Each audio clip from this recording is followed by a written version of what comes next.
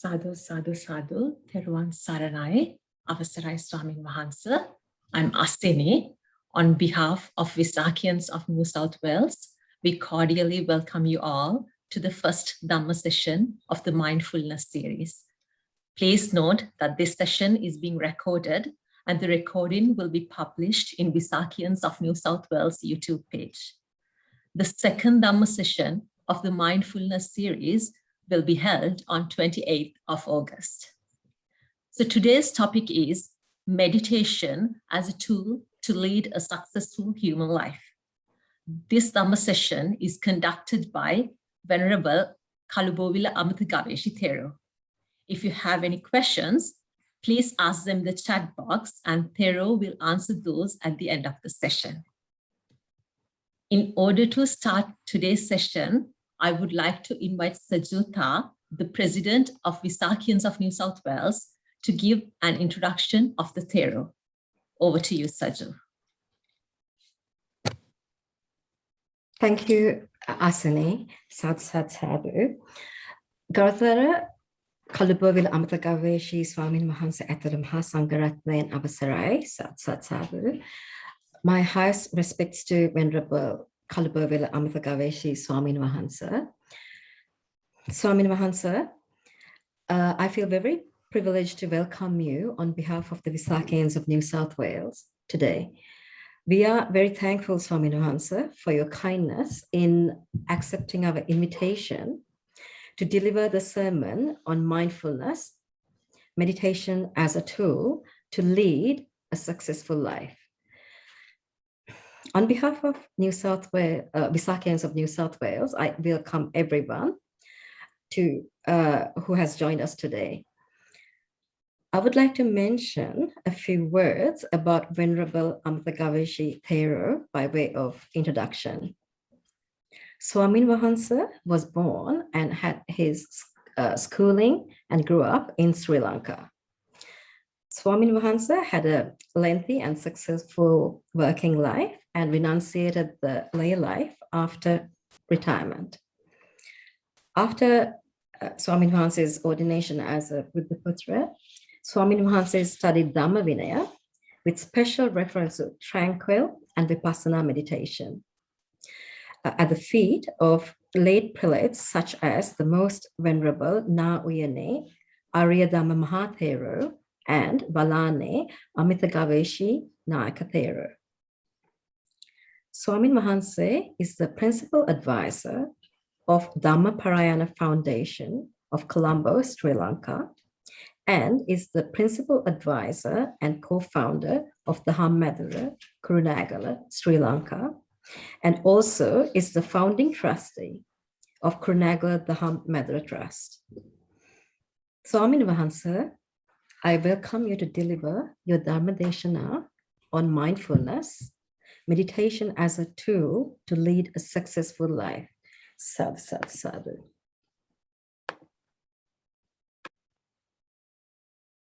Everyone, Saranai.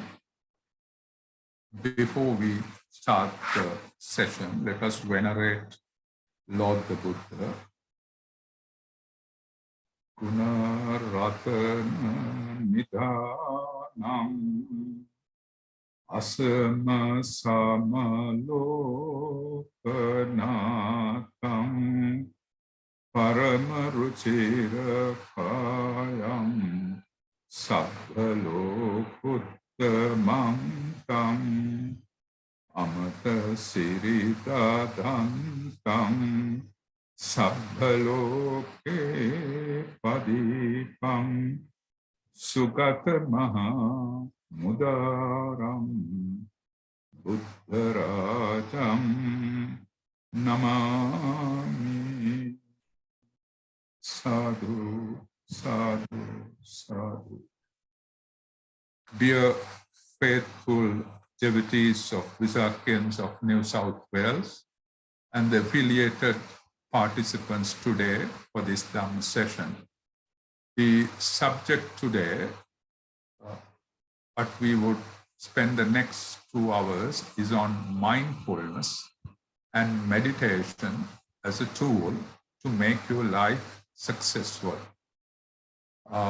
Especially we decided to discuss on meditation in details as the whole world is moving towards a crisis due to this pandemic.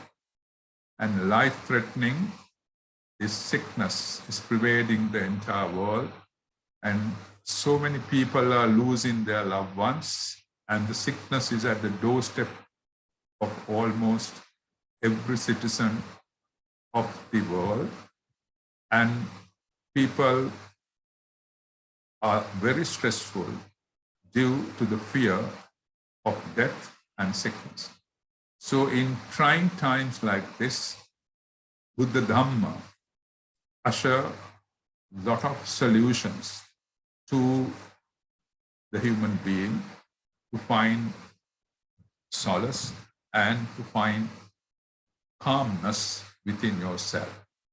So today, of course, before this session, the team has sent me some questions, and therefore I decided, rather than going directly into meditation, clarify certain of these questions. The questions were, what's the difference between mindfulness and meditation? What are the benefits of mindfulness? What are the benefits of meditation? What are the types of meditation? And what benefits tranquil meditation brings? And what benefits vipassana meditation would bring? Those are the major questions which we would try to answer through this discussion, what we would have at the beginning. When you say mindfulness, in this session, we may use a lot of Buddhist terminology, and even in the meditation to follow, we will recollect the virtues of the Buddha. So if there's any participant who is not a Buddhist by faith, you are free to reflect upon whatever divine or whatever object you believe or faith you believe, and reflect on such holy personalities during that time of reflecting time. We call it anupassana in Sinhala. So, and also once a real meditation starts after the discussion, when I have to interrupt, I'll always say 3 times sadhu, sadhu, sadhu. That means one of the meditation subjects are coming to an end. That's an indication you to get yourself released from the earlier concentration you had on that particular subject. So that's as a benchmark. Then moving to clarify those questions. First, when we try to discuss and understand how meditation is going to help as a tool to make human life successful, before that, we need to understand certain terminology used by Buddha to elaborate and to make it user-friendly to the participant. So number 1 is chitta in Pali, or consciousness in English, or sita in Sinhala. What is consciousness? It divides all phenomena into consciousness. We can place all phenomena under the word of consciousness because there are various terms used in Dhamma called Cheta, Mana, Vijnana, Adaya, Manasa, that although there are different terms used, remember all that refers to consciousness. Now for the lay person, to understand how this consciousness generates, the simple way is to understand, all of us, we see things through the eye. We hear things through the ear. We odor, we take through the nose, taste to the tongue, and the touch is from the body. And all such consciousness arising from those sense doors is understood by the mind. or the brain, we call it physically, if we have to refer to a physical object in the body. So we call it in singular, dana gannava. You know that you are seeing.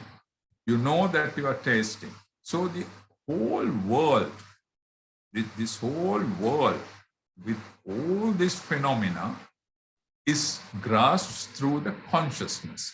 Now, that's very important to note that before going into meditation and see the difference between mindfulness and the meditation.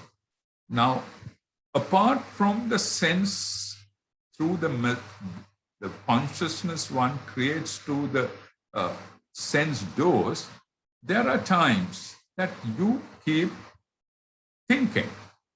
Thought comes into you. Then you remember things. We say, mata matakai, mang hitua. Or you say, I just spoke about you. I just thought of you. Or about your childhood, your mind runs into childhood. Sometimes you can remember even what you wore, eat, drink, wear, and things like that. Now, all that is created through the mind itself. It's called manasa visin nirmane karan. That's the mind. That's no outside sense coming in, but within the mind itself, your mind runs to the past and the future the same way. So even something is you thought of, you think of, you remember, all such mind activity also comes under consciousness. It's not a different thing. It comes under consciousness, all what you think, you remember, and all these things. So then remember, this mind is a thing that it doesn't end with one thought. Now we think you are seeing it. Now that mind is, we are seeing it. That's all. Then we listen, that thought is gone. No, it doesn't end like that. According to Buddha and according to even the latest science, all consciousness is a mind process. There's a process, like you take a creeper, the new leaves doesn't come from the root. It comes from the end of the creeper, at the end of the creeper. So like that, any thought is a process. We call it chitta vidi in Pali, or we call it cognitive series. That's a bit of a heavy word, don't mix it up. Cognition, people who are in the medical field or who have done psychology and things like most are familiar to this term. But cognition is the process of perceiving and understanding. Now, there's a way mind works. We'll tackle it later when it comes to Vipassana session at the next Saturday. Today, we are dealing with only tranquil meditation. So therefore, remember, a chitta doesn't end just there. It links up to, it keeps linking one process to the other. It's an unending, fast-moving situation is this mind, chitta. Generally, it's very difficult to grasp that speed through the human normal things, the calculations we have to judge time. The lowest time unit we use in day-to-day life is second, 1 second. Of course, there are nanoseconds now. The world has gone into nanoseconds, which are much smaller units. But take the unit that we are used to, second. So what's the speed of the mind? Speed of the mind is 30 million times. It happens during a second. Can you grasp the speed of that? 30 million times for a second. Mind keeps changing into small units. That's how that process is being formed, or that's how it arises. Or in other words, you to understand some more closer, fastest thing is the universe is the light.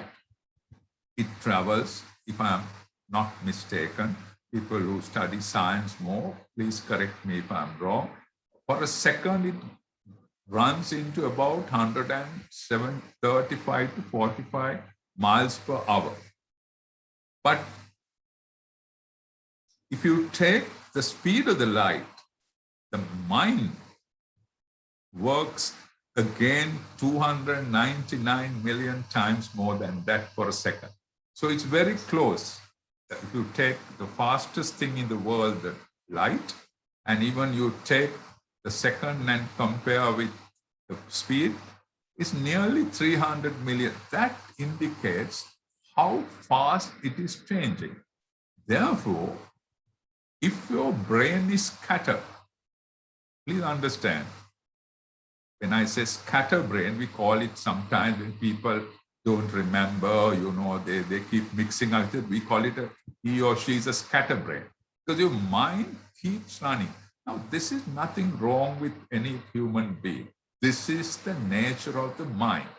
It keeps grabbing information from all the sense doors throughout our life, and it keeps generating either kusal, lakusal, either wholesome thoughts or unwholesome thoughts, or sometimes the mediocre in between, upekha sahagata, sit nativena. So this is a lifelong process which is happening faster than the light. So no human being, unless your mind is calm, unless your mind is into concentration, that a person cannot study the nature of the mind. That's exactly, dear devotees, why human beings give whatever the 24 hours you have, the priority is given to look after the body. Now take for a day how many things you do to look after your body. You wash, you clean, you dress up, you eat, all the stuff around the house, just see, all that is to make your body comfortable, or that's all that is for the body. Just think how many times a day we treat our mind in that way. I don't think some people, for their entire life, they would spend even 2 seconds looking after the health of the body. Now the world is changing with nearly 4 million people dying with this entire sickness, and so many 2 billion people are getting affected. People are now serious thinking, hey, what's happening around? So they're worried about the thoughts and the wholesome and unwholesome and things like that. Therefore, in a nutshell, I'm not taking very long to explain this whole sequence because we have limited time. Understand, consciousness is all the entire process of your mind. Various words in Buddhism it's explained, but remember, it is mainly the perceiving factors you have through your sense doors, and having learned, and also very important is mind process doesn't just expire and finishes off. It's a process. As I told, Chitta Vidi cognitive series, which is happening at connecting up at the end of the process with another process. So it's a continuous thing which is happening. And in a nutshell, to put it very clear, consciousness, mind, is a flux of the universe. When you say flux, what is a flux? A thing which changes fast at all given time is called a flux, which is keep changing. Remember that also. Mind is a flux of the universe. So other word, it's an energy. It's an energy. So therefore, however much people are explained through Dhamma sessions and all, very rarely one takes time to understand what this mind is. But mind is the thing which leads us to frustration, which leads us to happiness, unhappiness, and stress and everything under the sun. It's not the body alone. So that's it for consciousness. But when you think of consciousness, there is another side of the coin that is subconscious. We call it bhavanga. Actually, English term is not very 100% suitable there. When you say subconscious, whatever books written in the world, it shows that that is another side of the brain, mind. No, according to Buddhism, it is nothing but explained as the foundation condition of existence. Foundation condition of the existence in Pali, bhava. That has some link to your entire past samsara. And having nature of a process, it's again a mind process. And the best time we talk of subconscious is when we go to sleep. Now, when we go to sleep, he said, your mind is in subconscious. Yes, that's true. Even in Buddhist terms, your mind gets to subconscious, but whatever mind activity you had during the day links with that and works it out as a dream.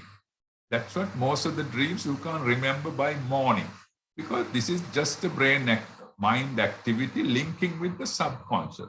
So remember, we are going into some more deep. At the time of death, don't get scared, but at the time of death, depending on the wholesome and unwholesome volitions, the chetana, intentions, present immediately before the death. Now, nobody could explain because only near to death guy who is near to death experience can explain this. Otherwise, that person is dead and you can't explain. Only a Samma Sambuddha or Arahat person explains the finer details of that. So at the time when a being is expiring or when he's dying, the intention, what he has, is reflects on previously performed good and the evil. In our entire life, one of the evil or good things what we perform arise as kamma, that is action, kamma nimitta, sign of the kamma, or the future existence, gati nimitta. It indicates good or bad deed which comes in, and kamma nimitta will say you have killed somebody, you have murdered somebody, that weapon or whatever you use, or if it's a wholesome thing, we'll say you have built something and offered to the sasana or charity for a poor, or you have been looking after the sick person. Now that, whatever you use to perform that is called, if you see such things, you call it sign of karma. Then gati nimitta is, it's an indication by various fires, flowers, and various things where you would be born after that death.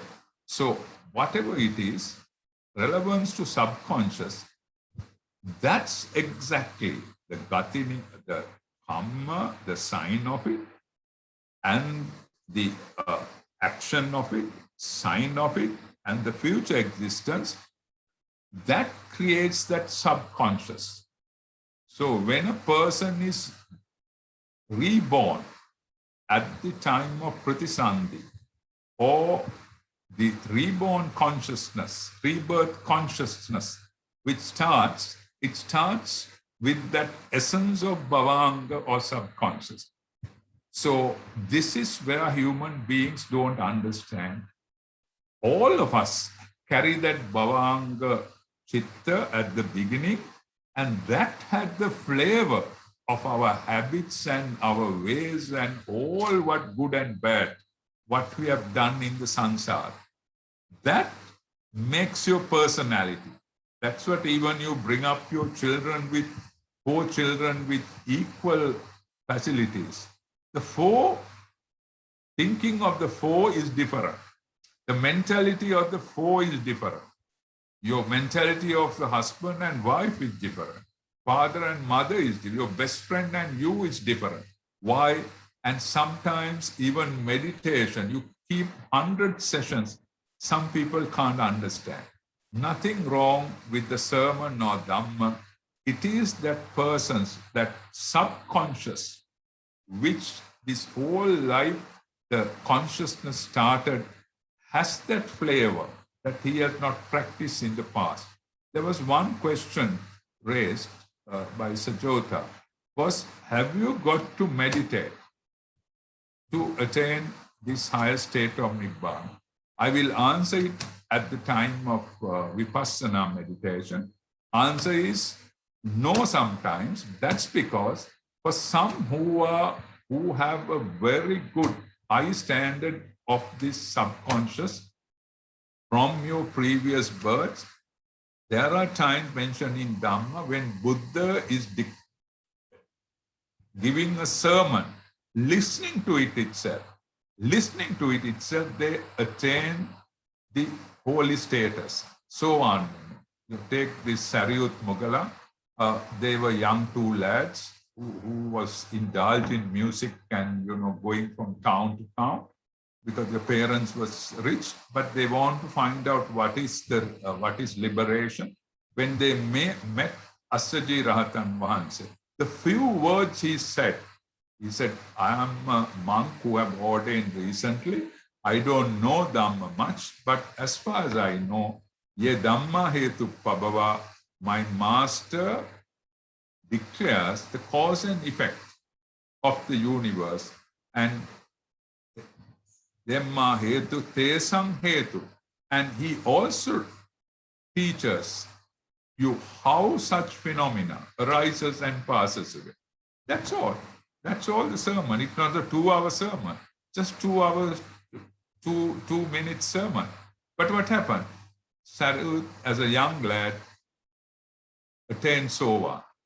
Did he meditate at that time? No, he didn't meditate at that time. So such stories, there are a lot, but I will not take time. There are princesses, kings, and so heads of armies, and who were doing acrobatics, all these things. And Bahir, who met on Buddha on the road, just few words spoken, they perceive the truth. That, if you keep analyzing, what is the skill they had? Had they gone to a university? Had they taken a degree on this? No, it is that subconscious which comes to you, which establishes in you at the time of your conceiving in the mother's womb. And that's after conceiving, it goes to rest. And moment your umbilical cord is cut, you start feeling the pain and this thing. Moment crying, you start crying. Then the senses start working. And what we spoke of consciousness start building up. When you say consciousness, that's exactly what I spoke a few minutes back. Through the senses, that kid takes responses, and from that moment, subconscious goes into sort of, it's wrong if I say hiding, it gets to the subconscious state. But the beauty of it, or the difficult thing one to understand, is that subconscious always exists between two stages of consciousness. Since it's faster than light, 300 million times, 30 million times, a normal human thinking can't grasp it. Buddha grasped it with his universal knowledge he gained through the Buddhahood. He saw this. Otherwise, however much, even I try to explain it up to 7 o'clock in the night, 2 hours, and you will not gather it, because humanly it's not possible to grasp the subconscious moment of the mind. But remember, there is something called subconscious, and that is the architect of our personalities, other than what we learn and train ourselves in school and young days. Other than that, the core behavior we have, either I'm a person who gets angry for a little thing, or I don't know how to love and care, or I'm so sort of grumpy, or I am very greedy about food, or let it be this sexual desires, or whatever it is. That is something we inherit. Now, a lot of people don't talk about that in meditation. And අපි කියනවා සිංහලෙන් පැලස්තර දානවා. We try to patch it up. We try to patch it up because we don't want to talk about it. That's because our human mind, brain, can't catch that very tiny moment. But he is the rascal, remember. He is the rascal who we sometimes say, I don't know why this child is behaving like that. I can't understand why my husband or wife is behaving like that. Sometimes you can't simply understand. That's because even that person can't say why. That's because that's something coming from Bhava Sansara, and that's the most danger Buddha saw in this so-called Bhava or existence. So I trust you understand subconscious very well. Then there is a term called Chaitasika. Mind, it's called Chaitasika, mental things or mental factors or mental formations. What are these things? Those are the concomitants which bound up simultaneously, arising with conscious. To cut it short, a thought doesn't come up at once. Your mind, if you see an object, not that consciousness arises at once, that's how we feel. But there is a mind moments, mental factors called feeling, perception, and mind formation, and then only the consciousness starts. Only in Buddhism that this was explained, not through any other theory in the world. It's not consciousness. There are like brothers who would help that consciousness to arrive. Vedana, Sanya, Sankara. In Pali, in English, feeling, perception, and mind formation, then the thought comes. Now, I see Sajota. Earlier, I didn't know Sajota. Somebody was contacting me. I thought this is a crazy lady from New South with this NSW. But to see, she said, no, sir, I'm so and so, I'm New Visakhian something. And so one day she spoke, and when she came on screen, what happened? My eye, through I have not met her personally still. I saw her on the screen. What happened? There, my eye, moment that shadow came with the light, if there was no light on the screen, I would not see. So to see, always there should be light. And I saw her. And I know it's a lady. How? That's the feeling. My eye caught that image. That's how fast did it catch? It's 30 million times more faster than the light. So it's amazing. It's amazing, this whole process.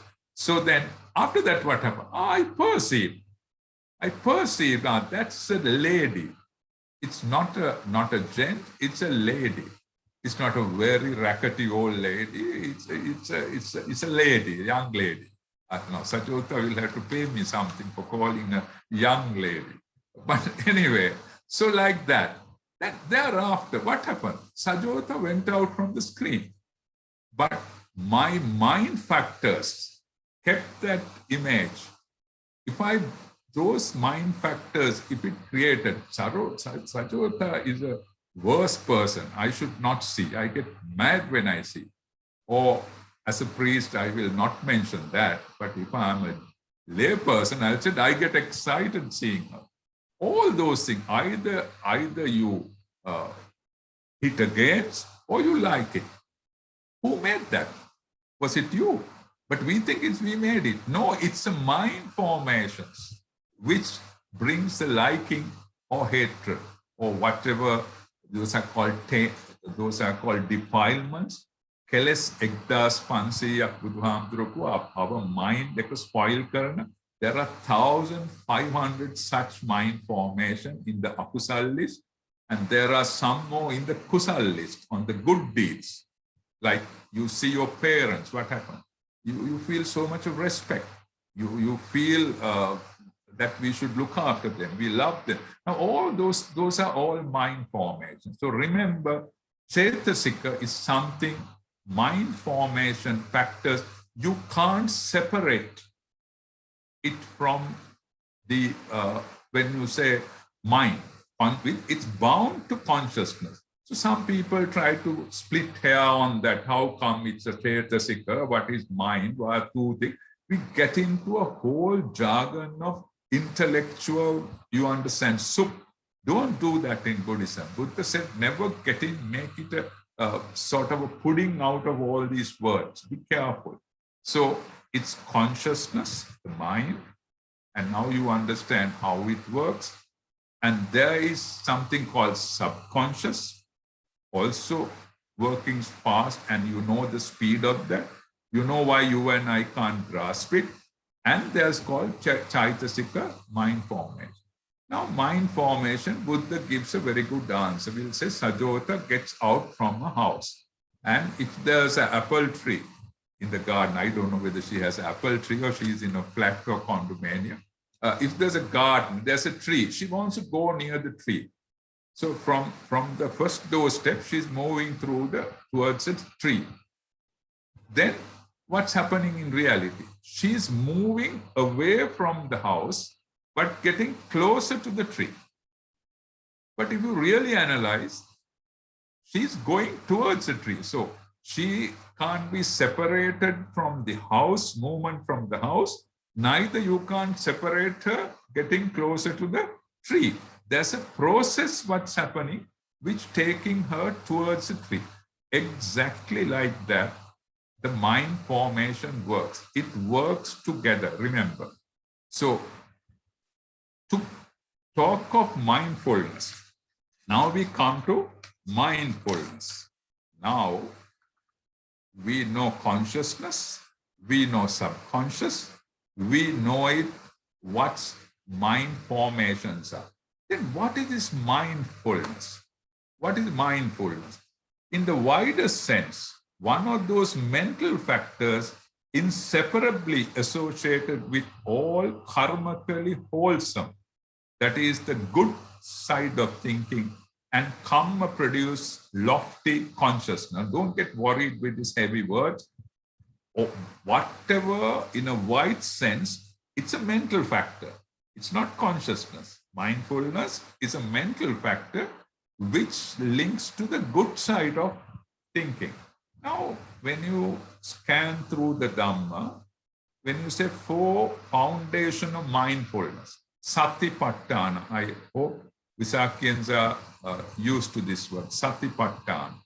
Mindfulness of the body, Kaya Anupassana, mindfulness on the feeling, mindfulness of mental formations, mindfulness of the consciousness.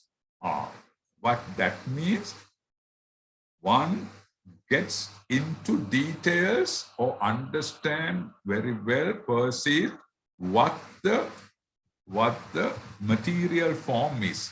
How do you do that? Being mindful about the process. That links to meditation. These 4 mindfulness, 4 foundations, Satipatthana. Then there are something called 5 spiritual faculties, 5 powers. That is faith, effort, mindfulness, concentration, wisdom. Saddha, Virya, Sati, Samadhi, Prajna. Those are all what you and I could build within ourselves. Those are powers, we call it, mental powers. Then we call it spiritual powers. Then we call it spiritual faculties. You can't buy it from a supermarket. You can't get that while you are in a party or something. You get that when your mind is calm. When your mind is calm. So remember, those are 5 powers and 5 faculties are a training in the mind. Then you have 7 factors of enlightenment, bodhjanga. When one develops mind, there are factors of enlightenment. What it develops with it. What is that? Number 1 is mindfulness. Then is investigation. And then is energy. Then is happiness. Then is tranquility. Then is concentration, and finally equanimity. Now, those are at higher stage of meditation or vipassana. I will explain such things at the vipassana session. Then, you know, Arya Marga, the path to liberation. In that, the seventh link is mindfulness. So, remember, mindfulness is associated karmically with the wholesome things, with the consciousness. You understand? That has two aspects. What are you doing at the moment? You are watching a screen, and unless you fall, if you fall asleep, it's night in the Sydney, if I'm not mistaken. For me, it's evening. I'm not sleepy, but you could be sleepy. Listening to a boring monk, you will fall sleepy. Then what happens? Then, if you fall asleep, then what happens is that's the point where mindfulness has lacked. Your mindfulness has lacked. When you drive, if Sajota is driving, I hope she's driving, she will not go against a lamppost, or she will not run over a person crossing on the yellow line. How does she manage it?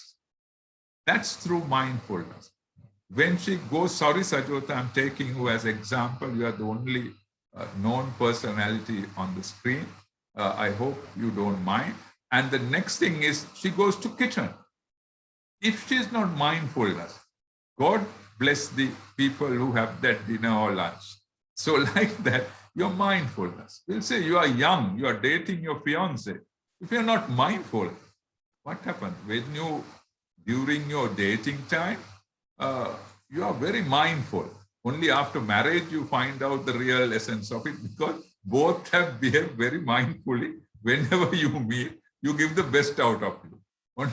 Only after a few weeks of marriage, you find out, my God, these are the true colors. That's because we are all mindful. You go to office. Most of the time, you're mindful. You are doing statistics or you're doing a report. We'll say you are doing a presentation at a convention. You are mindful. Now, I have to be mindful of what I say, because there was a set of questions and there was a subject given. So just because meditation, if I land at once to meditation, and various people belong to other religions could be participants, they may not understand head or tail. So therefore, I have to be mindful of each word that I come. So that is the mundane mindfulness. Don't mix up that with the mindfulness mentioned in Buddhist texts when it comes to understanding what the mind is. Now, that's why we made this discussion subject mindfulness. So just as the day-to-day mindfulness, with your education getting developed, with your life experience, what happens? We are more mindful. That's how we tell the children, hey, look here, don't do that. Don't do that. You are going to fall in trouble. How do we do that? Do we have a sort of a crystal ball to show what's going to happen in the future? No. It is through this sort of mindfulness which you have spent years and years, you have gathered some experience. So same way, mindfulness in Dhamma is the fact of you are mindful about your mind. That's the difference. You're mindful about the mind. The lay mindfulness is on the activity you are mindful. Here, your mindfulness exactly comes through the wide sense as a mental factor, how you're very conscious about a certain subject, mainly related to the functions of the consciousness or your mind activity. I trust this is understood. So your first question was, what is the difference between mindfulness and meditation? Let's move into meditation. Now you're clear what mindfulness is. Let's move into meditation. What is meditation? This is a more exciting word now. It's a very marketable word now in the world. The world is full of crisis, stress. With all science developed, this tiny virus is hitting us left, right, and center. We are all wearing masks, distances. The whole Sri Lanka is locked down today. And there are hundreds are dying at this moment in hospitals. All hospitals are, all the crematoriums are working 24 hours. And so what's happening? And our loved ones part, and there are times, yesterday a lady called and kept crying that her mother passed away and she couldn't even not see the body. She had to go, because they're quarantined at home. They couldn't, Ane Swamin Mahansa, Ping Anumodan Karanda, please convey merit to her. It's very, very touching. There are thousands, it's 4 million have died in the world. So that's the numbers who are in grief, who are sad, who are tormenting sometimes. Parents are gone, children are orphaned. I mean, it's worse than war. That's exactly the word called meditation comes in. Meditation is mental development. Now, Sajota must be going to the gym. Why? To develop the mind or develop the body. That's, or Sasha or something, your son just introduced, he may go to the gym. Why? He wants to develop his body. You may go to the beautician, I forget this term, manicure or whatever it is. I don't know whether the term is correct now. I've lost with lay terms now since I'm a priest. Why do you go to all these salons? That is to develop your outside look so that while working, meets your friends, your personality is shown up. You could be distinguished. Why your whole cupboard is full of clothes, but go to the next wedding, why Sri Lankan women wants another sari? Just check with that.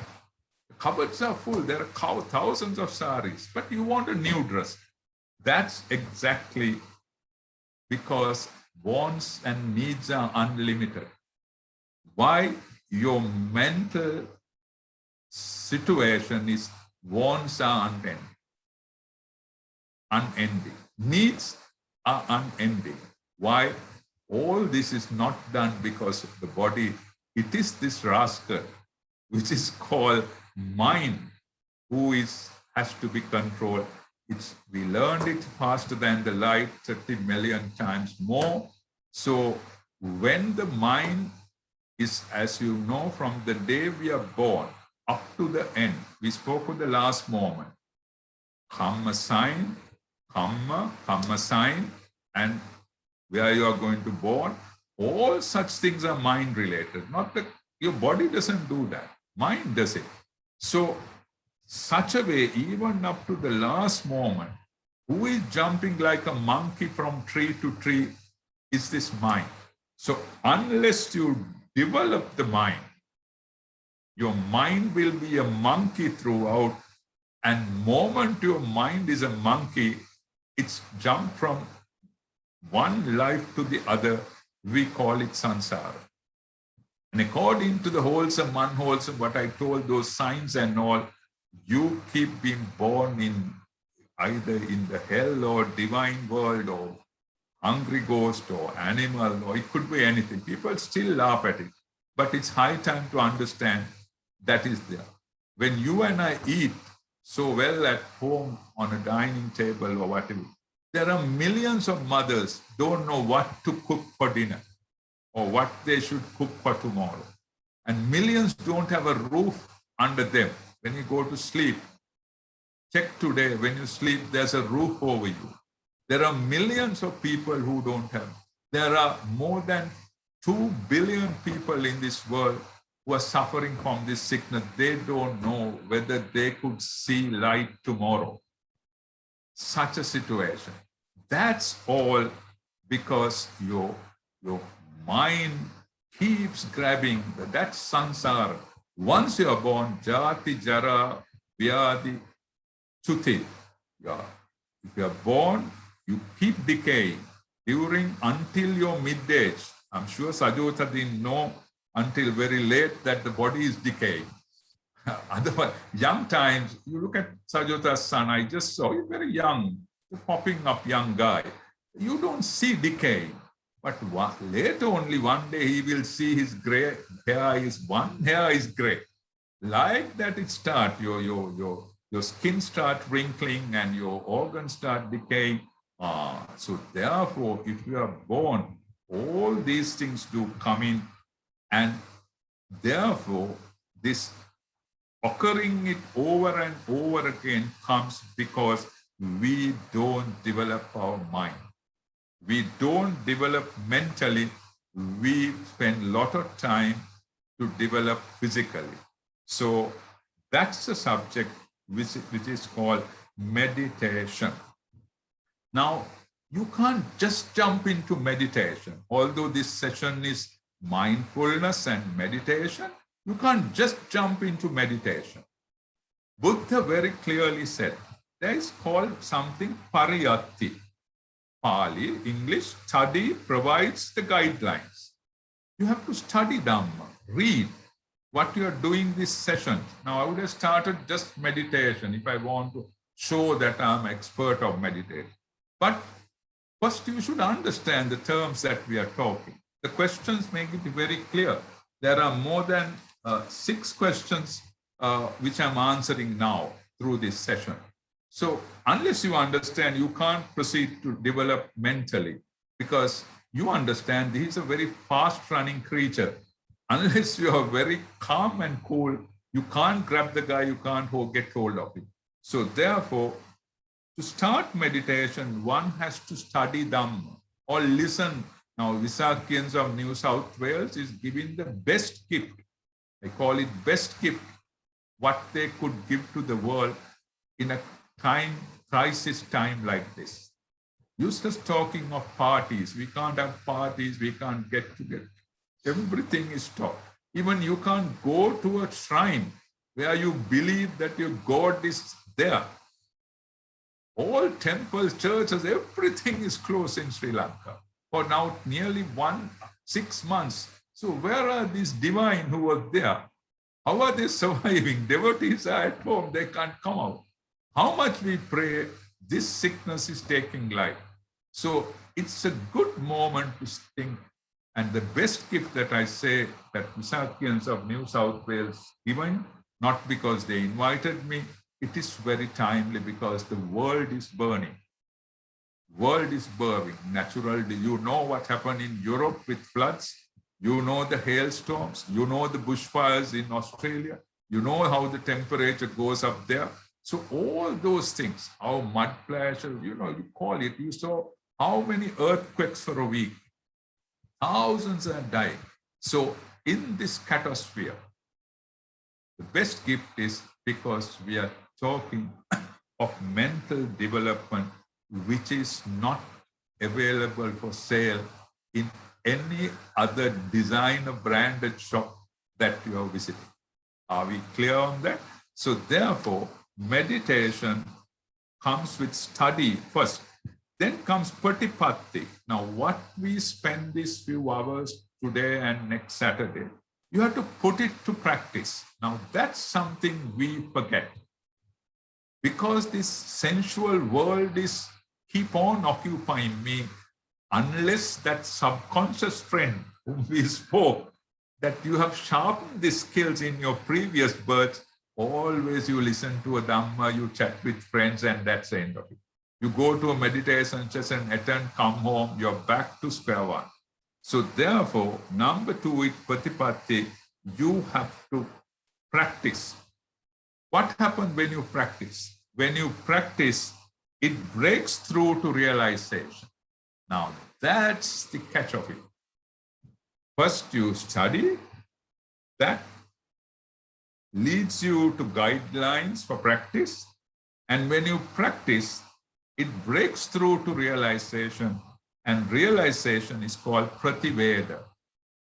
So this process of meditation, it should be followed in this context. Study, practice, and realize. Otherwise, this session will be just a Dhamma session. But New South Wales Visakhians, your next project is to through some survey to find out whether Visakhians of New South Wales are meditating or whether they are still at the study stage, or they are at the realization stage. Next year, if I live to talk to you, then that time all Visakhians should be at realization stage if this session is used. So therefore, that's exactly the word meditation is a very popular word, because world is burning, so much of stress around, so much of anxiety and things. How people are looking, hey, look here, let us get to mental development. Now, we inherited that through Buddhism. Be happy about it. Whether you live in New South Wales in Australia, whether I live in Sri Lanka, or whether I live in Timbuktu, whatever it is, this message is universal. And remember, mindfulness in the way of developing your mind is called meditation. Now, do you get the link very well? We spoke of consciousness, we spoke of subconsciousness, we spoke of the mental formations, then we spoke of mindfulness, which is part of the consciousness, but onto the link to the good sides of it, then developing your mindfulness towards concentration. Why? Because this fellow's speed is faster than the light 30 million times. With a scattered brain, or what's happening to all of us for the last so many years, we listen to Dhamma, we meditate, but that's it, we let it go. So my invitation to you too is, the whole world is burning. Don't keep this bubble existing for long. Buddhism is flourishing. Buddhism is still there in the world. Today, even on electronic media, I could address you. Be happy with that. And hurry up as time is running out. So when it comes to meditation, there are two types of meditation. There are two types of meditation. One is tranquil meditation, samatha bhavana. When you say tranquil meditation, it is the concentrated state of the mind. It is the unshaken state of the mind. It is peaceful state of the mind, and therefore undefiled state of the mind. You understand? That's its samatha. Tell me which gym or which club or which book who would give this, who would give you the concentration, unshaken state of mind, peaceful and undefiled. My dear, you are the author of it. You have to do it. Your husband, your parents, your child, or your best friend can't do it for you. Even your best friend, your husband meditates so well, still you will not catch it, because this is swakato, bhagavata, dhammo, sandittiko, akaliko. Results are here and there. There's nothing hidden, no hidden agenda. It is timeless, not time bound. It has no relevance to your caste, creed, your gender, or whatever it is. And it is so sublime that it's open for debate, and the wise would understand. Nothing taken, nothing to pray and take it. It's not the times that you pray. It's not the offerings that you make. It's not the money that you spend. It is the quality time. Remember the word, quality time you spend on to nurse your mind. You understand? Now, Sajota and the new Visakhians on New South Wales. Check yourself. What is the quality time you spend for well-being of the mind development? Have you spent it? No. If it's no, please start doing it from tomorrow. Because the 1 hour, now it's almost 1 hour, closer to 1 hour. During this 1 hour, it's body and mind is not the same thing which you sat down on the chair 1 hour ago. This is a very sensitive state. Don't get at fear psychosis to you, but this is nothing but true Dhamma. Because mind and matter keeps changing. Let us take that subject under Vipassana on next Saturday. but understand what tranquil meditation is. That we would practice, try to practice in the next few minutes what we have. Then there's something called insight meditation. That is called intuitive insight. It's the on impermanence of the things of the universe and unsatisfactoriness, misery of the conditions. And if one understands the uncertainty and the unsatisfactoriness, you will understand there's nothing to grab at me, myself, or I am. That's the beauty of Buddhism. That is where your what so-called continuous existing stops there. And that message is given by only a Samma Sambuddha who appears to this world in millions and millions, once millions of years.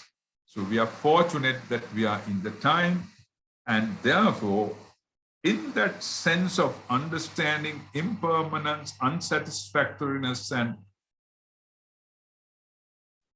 impersonality situation, one has to, with a developed mind.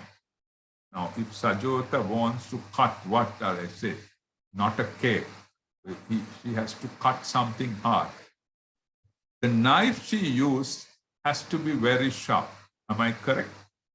If you're trimming your hair, your katura or your scissor can't be a blunt one. Then you will never do the hairstyle well. When you cut something, your knife has to be very sharp. If you slice either whatever it is, very fine slicing for a salad or whatever it is, the edge has to be very sharp. Like that, your mind, which takes responses from the six sense doors, and the way it runs, we discussed, we have to get the guy to some discipline, and that's called meditation. That's development of the mind. Two aspects. We spoke of tranquility. Now we are talking of insight meditation. Then with that sharp cutting, person keeps understanding what is material form, what is feeling, what is perception, what is mind formation, what is consciousness. That called five aggregates, Panch Upadana Skandha. That's what exactly you see. If I develop the mind, first day I would have got excited seeing the Upasika Sajota, but no more. Why? For me, she is the Panch Upadana Skandha. She's five aggregates there. Ashini is another Panch Upadana Skandha who was introduced today. So now don't go around and tell your husbands that there are five aggregates and that you don't have to look after him. Don't get into that extreme. But this is the wise thinking. So then something happens, we don't howl, we don't cry, we don't bang our head on the walls, we don't end up at psychiatric for counseling, because you know what exactly has taken place. If somebody is dying in the family, you know the five aggregates are getting to their nature where it belongs to. The consciousness is released as an energy, because we study it now, we learn consciousness is a process of the mind, which is a flux of the universe. The material also like that. The entire body, whether female, male, animal, or any body which has arisen to this world, is four basic elements: earth element, liquid element, what do you call energy element or fire element, and the air element. Where are those things? Are they in the cupboard? No, they're in the universe. That's how it rains, that's how it's sunshine, that's how winter, summer, all these things. That's how flowers come on the trees, that's how fruits are produced, that's how we eat. We eat and we keep quiet. No, we give it back to the nature. I will not talk about Sanchi. You build very expensive units in your house to do that. That's your washrooms and toilets and all that. We put it back to the nature. Put it back to the nature. It's a cycle. It's a whole carbon cycle. Irtu niyama, bija niyama, kam. See how Buddha has explained. The law of the nature of the genes factor, law of the nature of the nature factors, law of the nature of karma. Every action has opposite reaction. He includes that there. And the next thing is the nature or the factor, law of nature, which is come to chitta. See, mind is also niyama dhamma. It doesn't belong to us. It's a flux of the universe. Understanding if one living as a human being, having controlled his mind, developed his mind, he moves to vidarshana, and ultimately he realizes the five aggregates. In other words, mind and matter is a flux, and therefore mind and matter is impermanent, unsatisfactory in condition, and is impersonal. There's nothing called me or me, I am there. Just because one realizes, you don't have to run into the jungle. You can spend a very fine life. One who understands, if you develop vidarshana, you will be the best wife on earth. You will be the best husband on earth. You will be the best colleague where you work. And you will be the best friend. You will never play out your friend. And you will be the best child because you understand, you live with the reality of life known. That's what vidarshana is. Trust that situation, explain most of the questions raised by Sajota. Then let's go into a little bit. Time is running out. That's it. We will lose time for real meditation. How many meditative subjects Buddha gave for tranquil, which we are trying to practice today? There are 10 subjects given. The 10 kasinas, 10 recollections, recollection of Buddha, Dhamma, Sangha, and about death, about the body, and about breathing. Then sublime abodes, loving kindness, compassion, altruistic joy, equanimity. Then 4 immaterial space, that is called arupa, unbounded space, unbounded consciousness, nothingness, neither perception nor perception, that called nirodha sanya. Then perception of loathsome of food, what you eat, where, live, all these things you keep perceiving the loathsomeness of this, and analysis of elements, that is how the material form is made out of the atoms, the molecules, neutrons, protons, plus and minus in the present terms. But Buddha said that patavi, apo, tejo, vayu, varna, gandha, rasa, oja, and it goes on like that. It's terminology is different, but the same thing what the science says. So therefore, there are 40 meditative subjects which will fit into your character. I told you all of us have an inner character. Sometimes if somebody asks, recently somebody asked, what's your character? I said, I'm a raga charitya. Sensuality goes in me first. Then there are dvesha charityas who get mad at everything, who can't associate people, who get annoyed at everything. That dvesha charitya. And there's a moha charitya, however much you say, they always think in terms of self and all. And like that, there are so many instances. In the old canon, you don't get these characters, but later the masters, having developed, having experienced, in easy to guide situation, they develop into characters. But this 40 meditation, this is what I said. When you meditate, you must always meditate under a guru. Let it be over electronic media or personally. Meditation is always one-to-one, remember. We are getting to electronic media because there's no other way. Best thing would have been you are coming here or I come over there, spend some days, sit down, and or any other meditation master in New South Wales, go sit and start meditating. Or catch it today, the glimpse of it, and start doing it on your own. So those are 40 meditative subjects. We will take few on this session, but later, if there are other sessions by Visakhians, we'll try to go into detail. Then, what is this called concentration? What is tranquility? We said concentration. What exactly you do when you concentrate on breathing? What you do? There are 5 stages to reach concentration. One is very easy, taking the meditative subject. Taking the meditative subject by your mind. Second one, sustaining that thought, which is the most difficult thing. Sometimes scan your life and days, events, and see very difficult to sustain because mind keeps changing. So second stage is sustaining the thought. If somebody sustains the mind which runs faster than the light, what happens? There is so much of rapture and joy within you. You can't explain. Text try to explain this, but this is a personal experience. You feel so calm, so relaxed, and so detached inside yourself. That's called rapture and joy.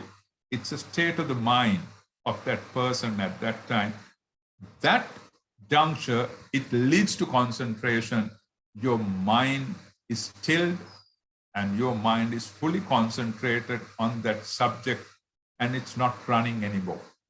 What happens? It's like the taming of the shrew of Shakespeare. You have controlled you have stopped your mind.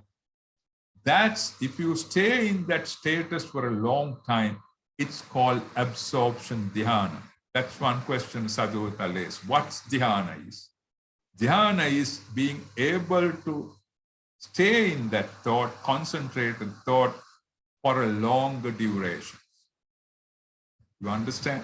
More you develop your concentration, you get to absorptions. With absorption, your mind becomes very calm and sharp. Your scatter status of the brain is no more. You start seeing things well. Just like we'll say there's something beautiful you to go and see. We'll say, Pujama, I don't know, Australia, they took me also around. They showed me, they said, we're going to see Blue Mountains, and we travel. And I can show thousands of blue mountains in Sri Lanka, but not lit, nicely paved, you understand. And they took us to see a waterfall, and there's a tiny little waterfall after traveling for hundreds and hundreds of miles. What happens? That's exactly the meditation is, that you have to stop. Now, if I have to see blue mountains, if I go in a train with 100 miles per hour, can I see that beauty? No, I can't see. If I move near Siripada at 100 miles per hour, or Mount Fujiyama with sakura flowers, all that beauty, or if I move near a rose garden very fast, can I see the beauty? No, I can't see. The vehicle has to be stopped, or I have to let go of the vehicle and I have to get down. That exactly is meditation. That's exactly is concentration. What happens with concentration? So that question also, what are the benefits of tranquil meditation? There are 5 hindrances. There are 5 hindrances. When you say hindrance, it's something blocking you. It's not something blocking you. Sometimes you are angry, you can't think properly. If with anger you make a curry or something, there will be more chili powder or something like that. Something like that. Or you overbake it because you're angry with the whole thing. So like that, what happens? There are 5 things, hindrances, which blocks our mind, which will not help us to sit and concentrate. If you have not started meditation, these 5 fellows have grown up so much that you need time to control only through meditation. First one is how taking the meditative subject. What stops you? It's thina midda. It's sloth. What is sloth? You are drowsy. Now, I'm sure if I go on for another next 2 hours, you all started falling asleep, nodding away. In meditation sessions in Sri Lanka and overseas, most of the time, if there are 100, 25% start nodding in the first 15 minutes. Not even started. But at the end of the day, you come out and say, oh, I had a very nice session. But only the person, master who is in front, know who meditates correct, who are who are drowsy because your body starts shrinking, your head starts nodding, you are in your subconscious in action. So therefore, remember, taking the meditative subject, first thing, what could prevent you is the sloth, the drowsiness. Number two, sustaining the thought. What blocks you sustaining thought? It is the doubt that sustains you. Am I doing the correct thing? Is there any other thought? Rather than sustaining the thought of breathing, I will sustain the thought of my boyfriend or girlfriend. I'll think of my child, or I think of the best actor or actress, or I think of the best food that I can eat tomorrow. What happens? That is happening because your mind has the skeptical doubt. All humans have this. Next thing is what blocks rapture now. If you take the subject, then you sustain the subject. What disturbs is taking the subject is your drowsiness. Sustaining is a doubt. Then it gives to rapture and joy as the door to concentration. That is blocked by ill will and restlessness. Ill will. Your character, your mind is unending revenge, unending of hatred, unending of competition. Then that will block the joy. That's why most of the people said, I can't meditate for a topic. Most of the people say, no, I want to do vidarshana because I can't concentrate. Why?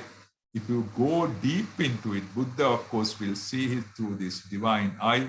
We don't have developed that. But if you see to them, your conscious is the best judge. Don't depend on Buddha or your master to tell you what. You put your consciousness correct. What's going wrong in me? I'm guts out angry with that guy, and that's the thing preventing me to achieve my joy and tranquility. And I'm restlessness. I'm worried about the past. I'm worried about the wrong I did. I am worried about the future. I'm worried about tomorrow. I worried about insurance. I worry about my whatever payment to bank in Australia. To buy a house, you have to pay until you die. I'm sorry to say that, but it's just nature there, I'm sure. And then things like that keeps worrying you, restlessness. So therefore, your rapture, which is the doorstep for concentration, get disturbed by ill will, and the fine joy, your mind enjoys before concentration, disturbs through restlessness, and final is the concentration is get disturbed by sensual desire. They are the culprit. So if somebody could concentrate, Swajota's one of the questions is your sensual desire is overpowering. You need to control that. How you control that is susila, that is you get to virtues. You have to get to virtue in the sense improving your whatever habits, and you call it panchasila, dasasila, and taking precepts or according to whatever religion. There are conditions put to control the behavior of a human being. You have to adapt to them and refrain from doing unwholesome things. So that's exactly then what is concentration, the 5 stages of the mind, and what prevents that. Then it goes to concentration, are distinguished to 3 grades. Once you get into concentration, there's something called preparatory concentration, parikarma samadhi. That is at the beginning of the mental process. It's parikarma samadhi in Pali, preparatory concentration. Then there is neighborhood concentration called upachara samadhi. Concentration is approaching but not yet attained. It not yet got to the first absorption, but you have hit that the concentration. That's called upachara samadhi or neighborhood concentration. Then at that moment, some of the devotees see light, see something like a bright star or sun. That's an indication that your mind is getting to concentration. Finally, attainment of concentration is that he has got into the absorption. Arpana Samadhi is you are at the absorption called dhyana state. So remember, your tranquil meditation has 3 stages: the preparatory concentration, then neighborhood concentration, just before you get to the concentration, and finally the attainment of concentration. Now, there was a question asked, what are the benefits of tranquil meditation? What are the benefits of tranquil meditation? Now, tranquility, I'll go fast because time is running out. Tranquility is unperturbed, peaceful, and lucid state of mind attained by strong mental concentration. It aims at the attainment of the meditative absorption. It's a high degree in tranquil concentration, though not necessity that the absorption. No need to go to absorption, but arriving at the tranquility itself, you are at a higher degree of tranquil status and is indispensable for insight development too. Tranquility frees the mind from impurities and inner obstacles and gives it greater penetrative strength. If you want to write down, please write down, because that's the benefit of it. Tranquil meditation, called Samatha Bhavana, tranquility frees the mind from impurities. See, what is the gadget you have in the markets to clear that? No equipment in the world. Only meditation clears your impurities and inner obstacles. That I did this, I'm a bad guy, I did this mistake happened, all that worry goes away. And it gives a great penetration to strength because that is indispensable to move to insights. Vidarsana doesn't come down from the sky. One has to develop the mind so that you can understand its instincts of condition of mind and material, which is Vipassana. We'll deal it at the next stage. So also there are some science developing. If you practice meditation, tranquil, in the brain there's something called prefrontal cortex. That area nearly improves does it decision-making ability. Either work, Sajota as a mother or as a citizen, decision-making, how to manage your funds. What is priority, what is not priority? What are needs, differentiating between needs and wants? All that is done through this prefrontal cortex. With meditation, what happens? It improves the decision-making ability. This is what, if you meditate well, you will never be a dementia case when you are old. All these nervous sicknesses will not get to you because you keep developing decision-making ability. Then there's something called cerebellum. These are medical terms. I'm no medical guy, but cerebellum. If it expands, what happens? There's so much of fear and suspense. When we get scared, when there's so much of suspense, like what's happening in the world due to this pandemic, and you see Australia lockdown, people get on the road and said, no lockdown. Here in Sri Lanka, we queue up for vaccination. There they said, no vaccination. See, one world is behaving too differently. And their police comes and say, be within, but we get, no, this is our right of living, right of freedom, and they keep on. Where the rights of women exceeded the limit, divorce rate went up to 60%. Get it from me. That's all women, sorry, not the subject. But that's because you overrate your rights also. You overdo with your rights. Buddha said always get to the center, don't get into extreme. So therefore, if this cerebellum in meditation contracts and then a fear and suspense is as a very low edge. See, what can you use any medicine to do that? No, it's through meditation that it happens. Then there's something called hypothalamus. When it contracts when there's stress. It contracts when there's mental harassment. And it balances the body temperature. And finally, immunity, which is the subject of the day, immunity. In tranquil meditation, hypothalamus expands. They have proved it. What happens? You control stress. You are no more stressful guy. Your memory improves. It's good for people who are studying. And it's also good as a housewife or mother or whatever it is. And then it balances the body temperature. You are not sick most of the time, and your immunity increases. Those are the physical benefits of meditation.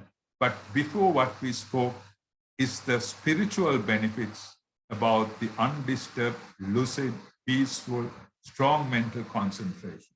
What are the powers of tranquility? Is one-pointedness, that's concentration. You take the subject and you stay at the subject, non-destruction of the mind due to freedom from desire. When you are in one subject, when you keep, what happens? The desire, there's a huge freedom benefits, so that it's freedom from desire, where no any other exercise would provide you. We keep desire is up to our deathbed, and that produces next samsara state. But in order to be, there's a moment you are free from desire is when your mind is concentrated. Then second benefit is freedom from ill will and perception of light, as I told you, which leads to joy and tranquility. Non-distraction is a defining of phenomena to knowledge, gladness, and non-destruction of the mind. Again, I'm telling you are free from scatterbrained situation, and there's proper chemical balancing in the whole physical structure. So those are the benefits, and the sort of through the tranquil meditation, because present day people want to know always, if you invest, what is the return?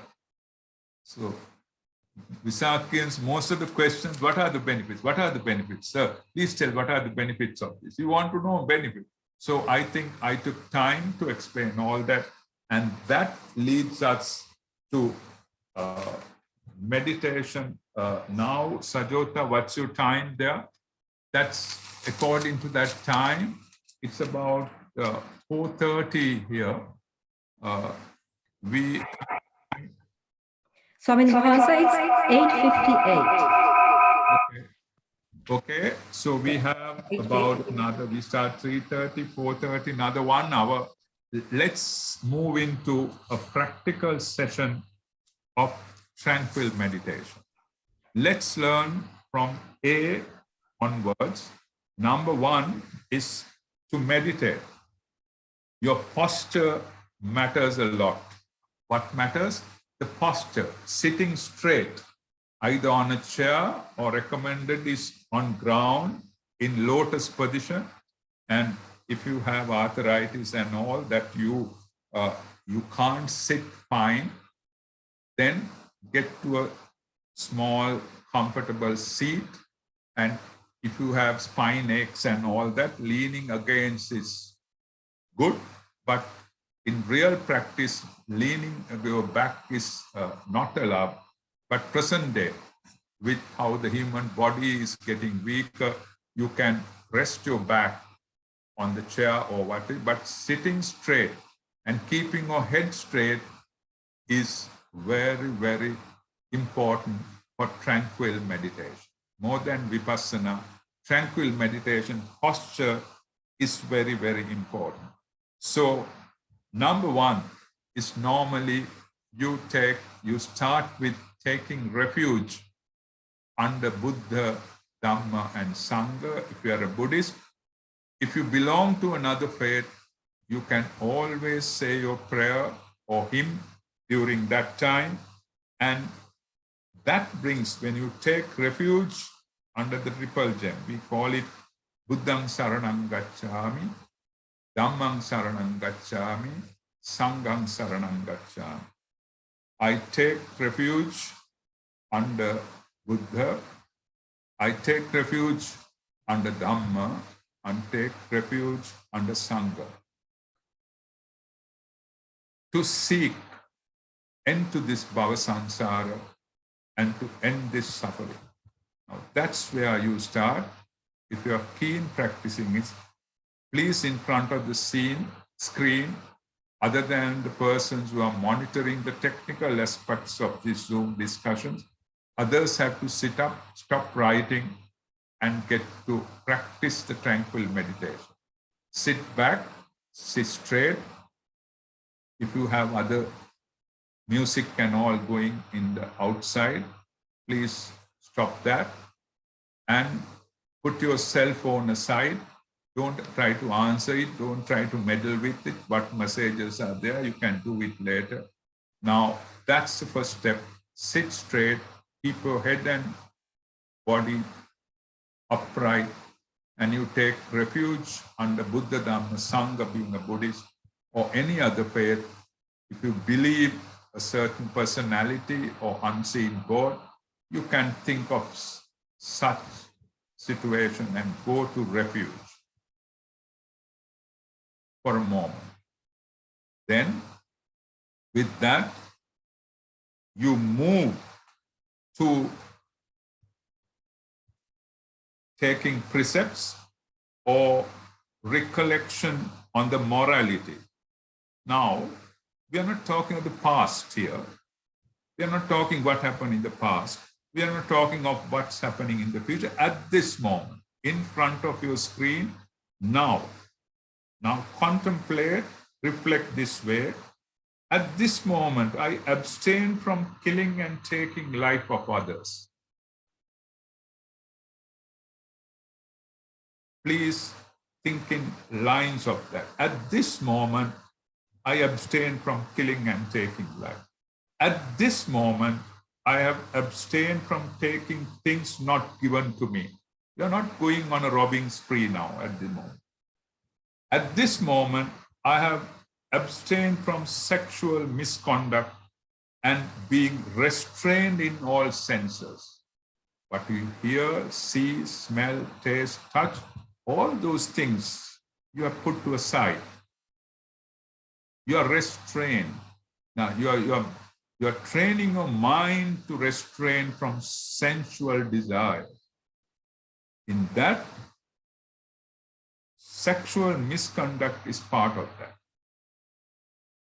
Therefore, you are free from all that at this moment.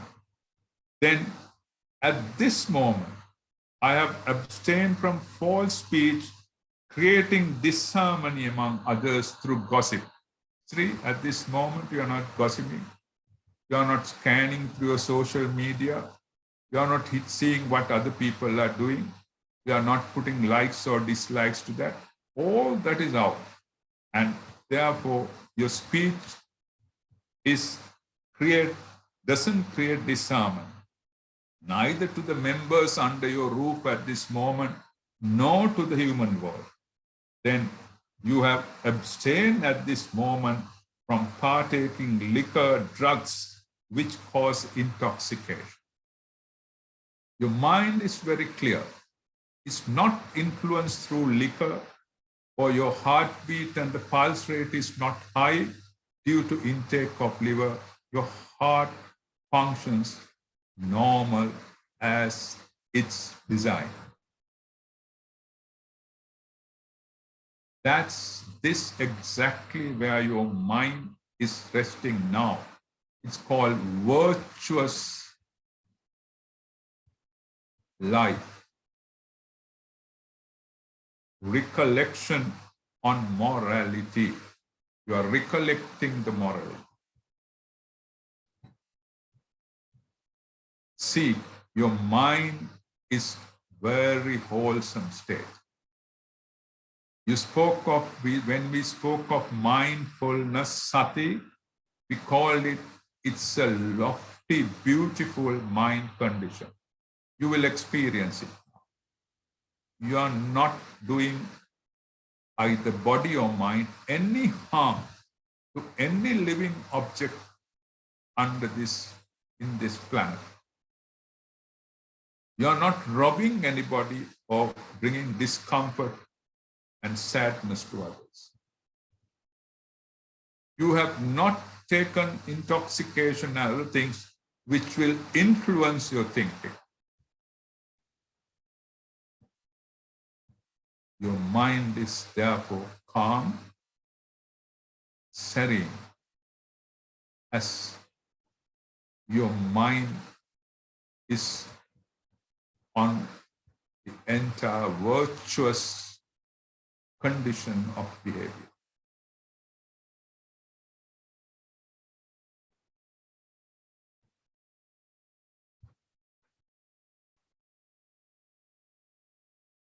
So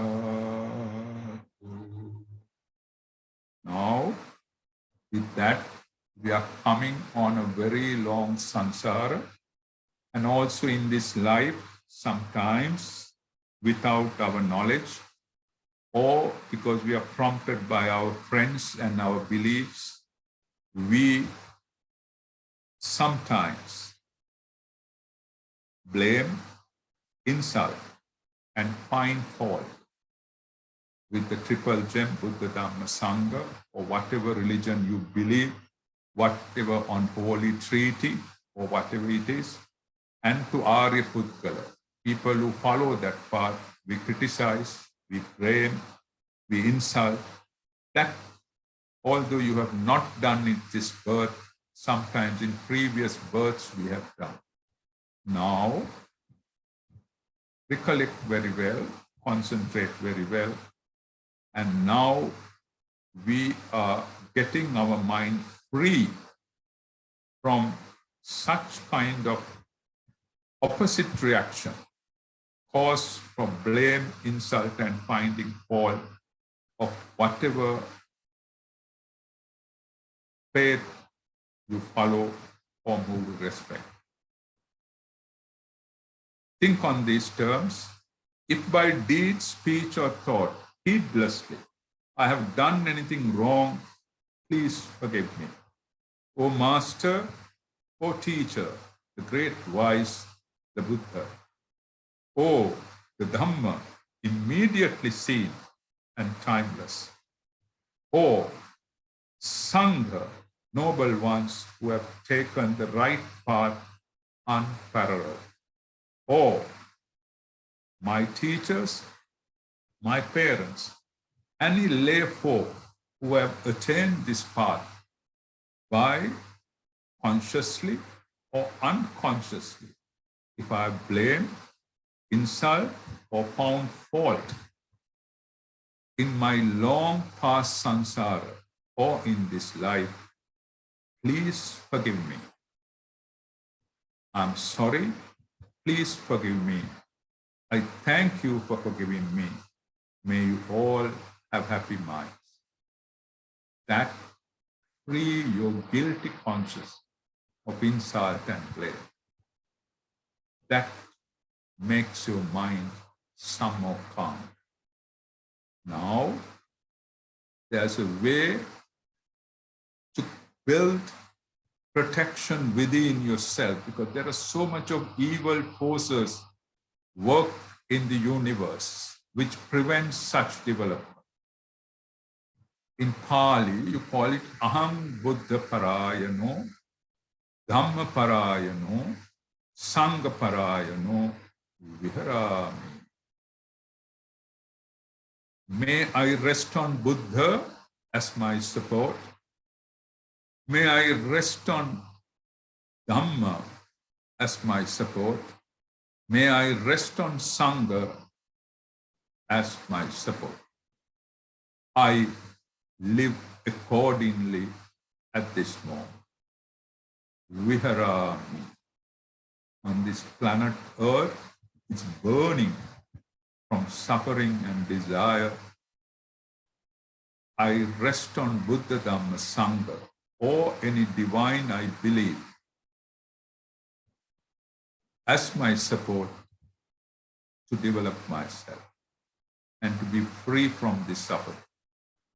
Based on such power vested in the triple gem or any divine you believe, may all obstacles and dangers obstructing to my mental development be destroyed. May the force of evil Mara influence fade away. Buddha Ratanam, Dhamma Ratanam, Sangha Ratanam, Tinham Ratananam Anubhavem, Sabbhantarayo Vinassantu, Sabbhe Mara Palayam. That's the Pali term for it. So based on such powers vested in the triple gem, may all obstacles, danger, obstructing to my development be destroyed, and may the evil force of influence of the evil force of Mara fades away. Now your mind is gathering the tempo for calming down. Now bring the mind which runs faster than the light onto this posture that you maintain at this moment. On your chair, on your ground, or if you are a sick person on bed, whatever posture, bring your mind, the running mind, to that posture.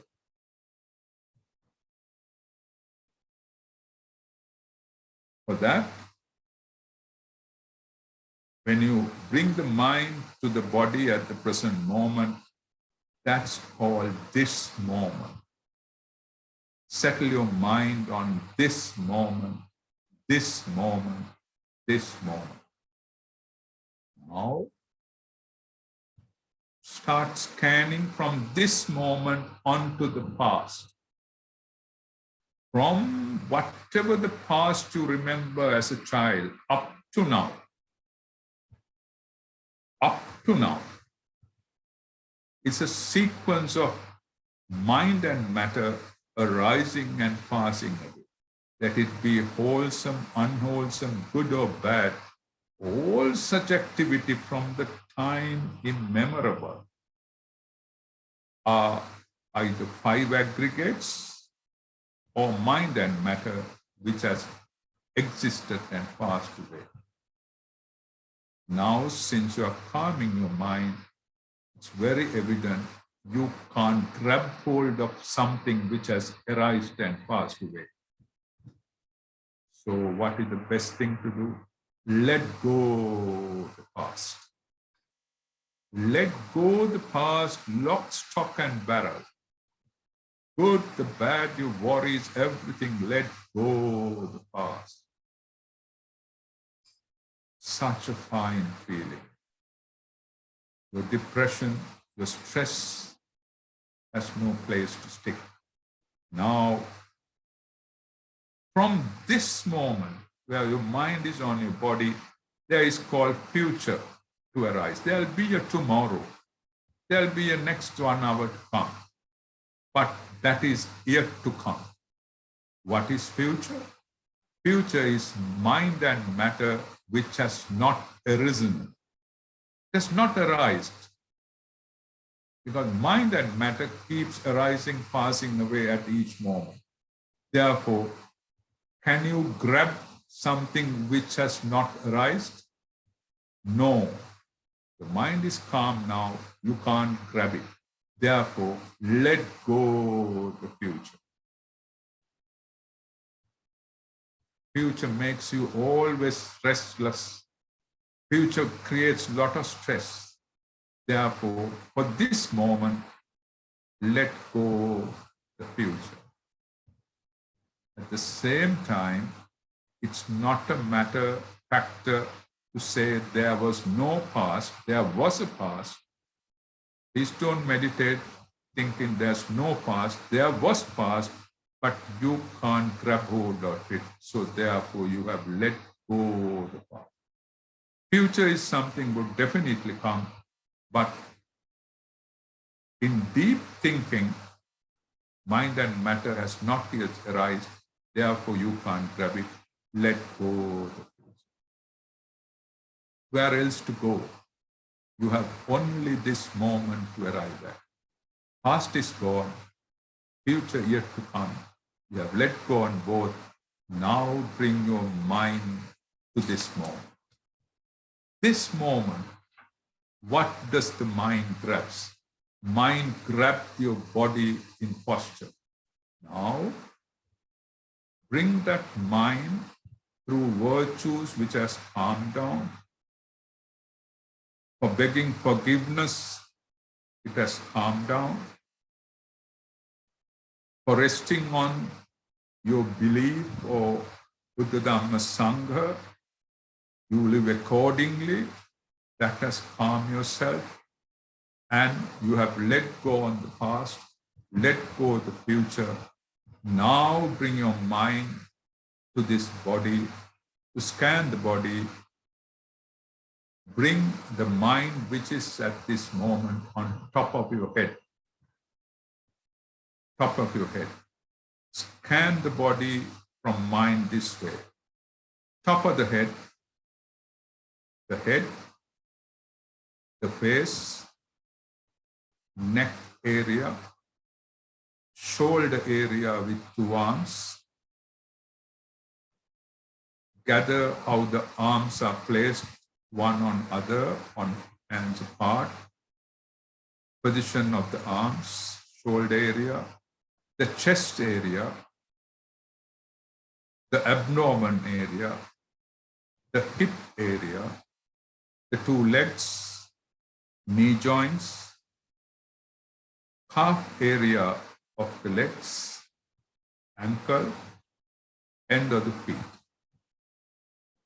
The toes at the end of the nail. Now your mind is at the toes of the body.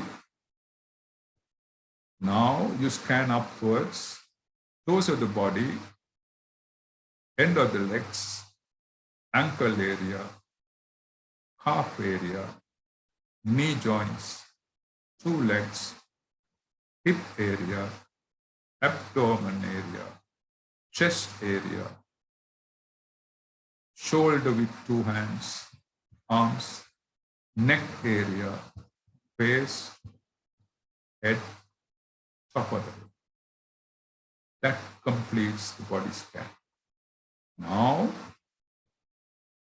mind which scanned the body, keep scanning for the next 1 minute or so, head to toe, toe to head, until there's a mental image of this position created in your mind.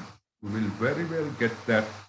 There's an imaginary posture comes to your mind when you keep concentrating from head to toe, toe to head. Comments now. Head, face, neck, shoulder, like that. Keep on going to the toe.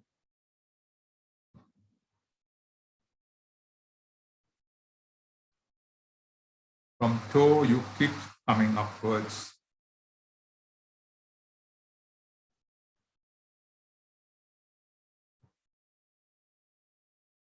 Now, your mind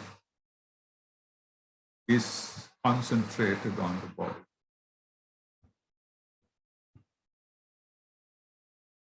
With this cool, relaxed, calm moment, keep this message mentally. May all the glands, its secretions, each and every cell of this body, including the minute particle of this body structure, be calm, be relaxed, and be in good health. Be relaxed and be cool. Assure that relaxation would not take you to drowsiness, sloth, and thought. Without moment the message given to the brain that you are relaxed, drowsiness may come in, but this mental exercise is to prevent drowsiness, but to be calm, cool on the body, because your mind rests on the body. Mind associates the body. You calm the mind, being unattached to future and past. You thought of virtuous situations. You beg for forgiveness. Your mind is calm.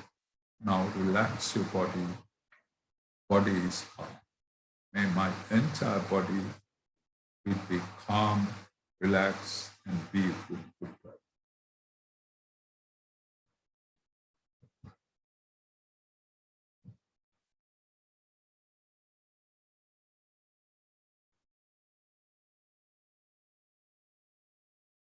You feel the bliss within yourself.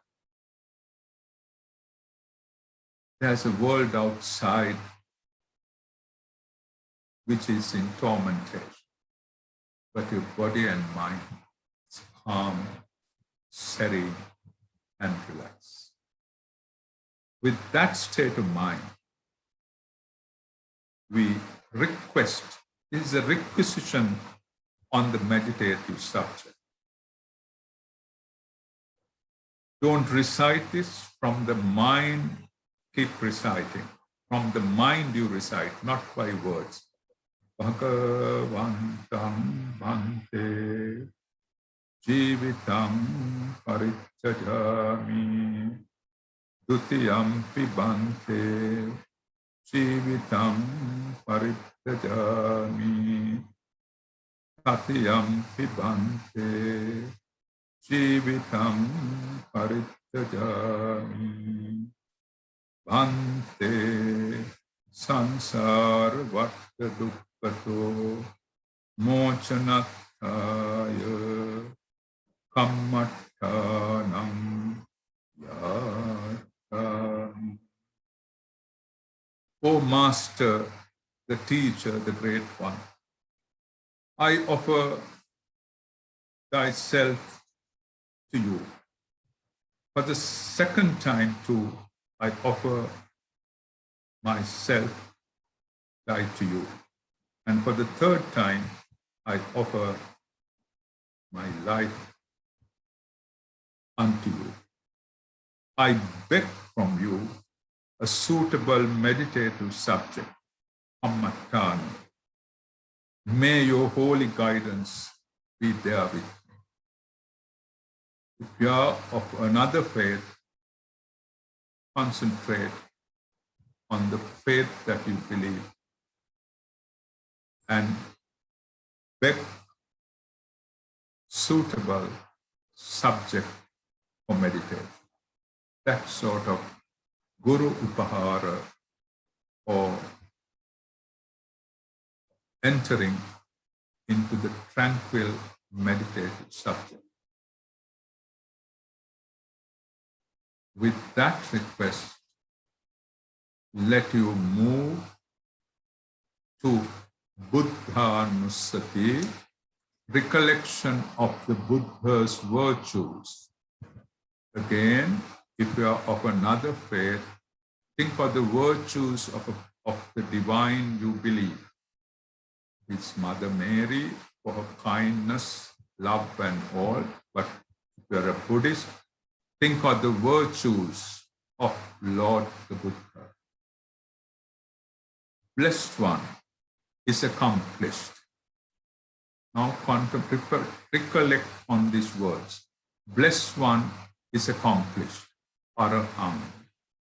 Blessed One is fully accomplished because of remoteness, and as enemies of defilements, pleasure is destroyed.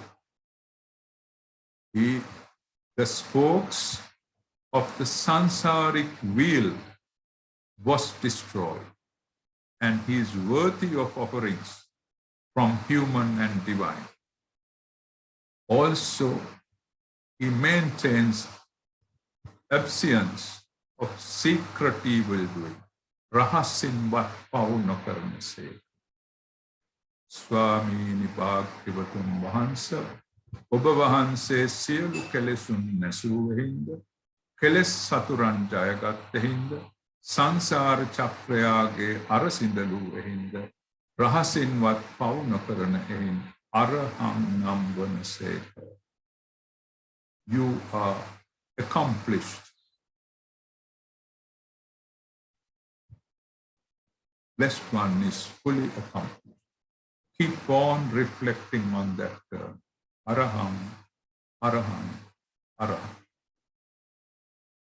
Also, the blessed one is fully enlightened, Samma Sambuddho. Buddha is endowed with clear vision and virtuous conduct, Vijjacharana Sampanna. He is sublime, Sugato, as he is free from eternity and annihilation belief.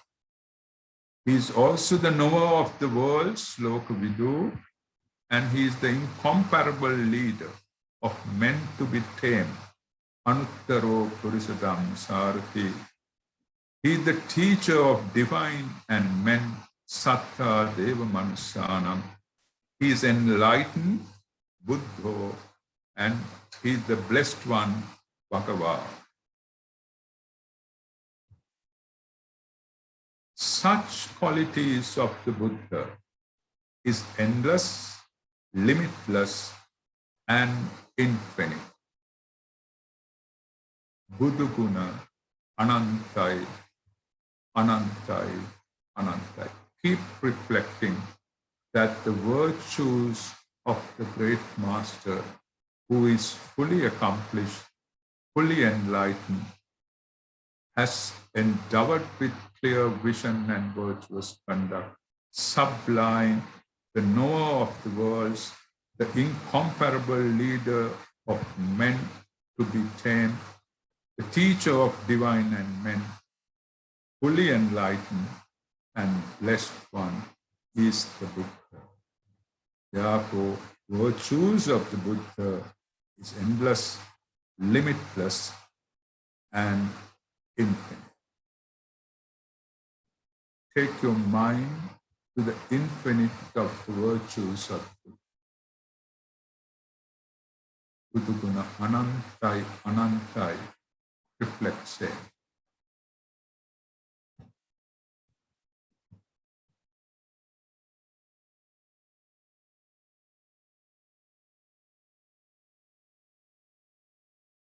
Reflecting on the master and the virtues adds more calmness to your mind. Now, we will move into metta meditation, the divine abiding, metta.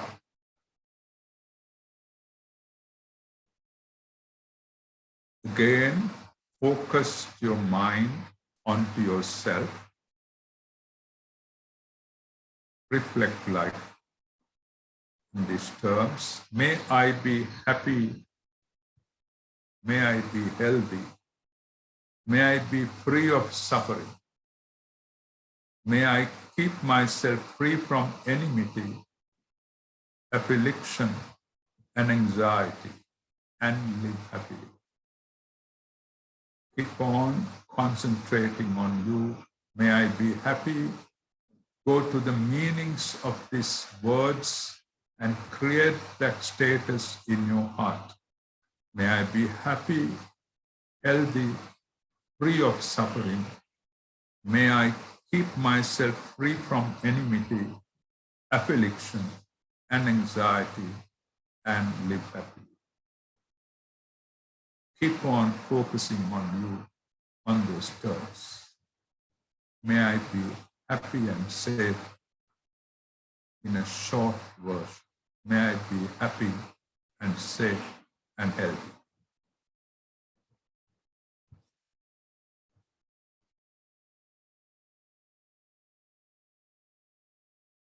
Now check your consciousness. May my heart and mind be free from fear. May my heart and mind be free from hatred and resentment. May my heart and mind be free from revengeful thought and enmity. May my heart and mind be free from sudden anger, taraha. May my heart and mind be free from sorrow and anxiety. Keep on contemplating. May I be happy and safe. May my heart and mind be free of fear, free of hatred, resentment, free of revengeful thought and enmity, free of sudden anger, free from sorrow and anxiety. Your mind is approaching loving kindness because your mind and heart is now free from all ill will. There's no hatred, no enmity, no revengeful thought, no resentment, no anger, no sorrow, and no fear. Therefore, may my heart and mind be filled with loving kindness, metta, just as the Lord, the Buddha, just as a mother who would cherish her only life unto her life. May my heart be filled with loving kindness. Generate metta in your heart and mind.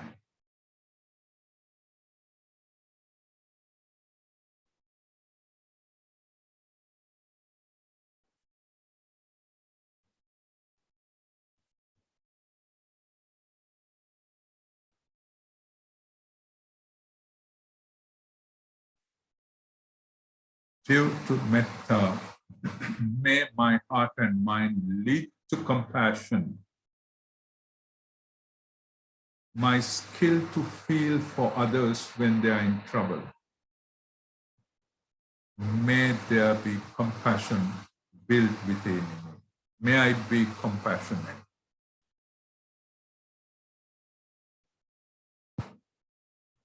May the loving kindness and compassionate state of mind leads me to altruistic joy, which means your ability to rejoice at the joy and success of others, which is a very rare human quality. Build that skill within you to rejoice at the joy and success of others. Cultivate mudita in your mind. Your mind is free from all ill will. Your mind is overpouring with compassion, loving kindness, compassion, and it's an altruistic joy. That leads to equanimity, upekha, the state of tolerance. State of tolerance in the human world. You come across people with different character, different behavior, different personalities, different values, and different way of thinking. Amidst all such calamity, may I develop upekha or equanimity, being unshaken through outside behavior.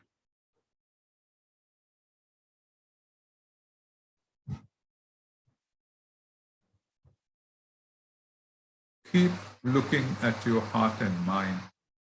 It's totally free from all ill will. Therefore, mind is calm, cool, and you are free from all hatred, enmity, resentment, ill will, sadness, and sorrow. but your heart and mind is overpouring with loving kindness, compassion, altruistic joy, and total equanimity. Such a bliss to lead the mind to loving kindness, compassion, and to equanimity.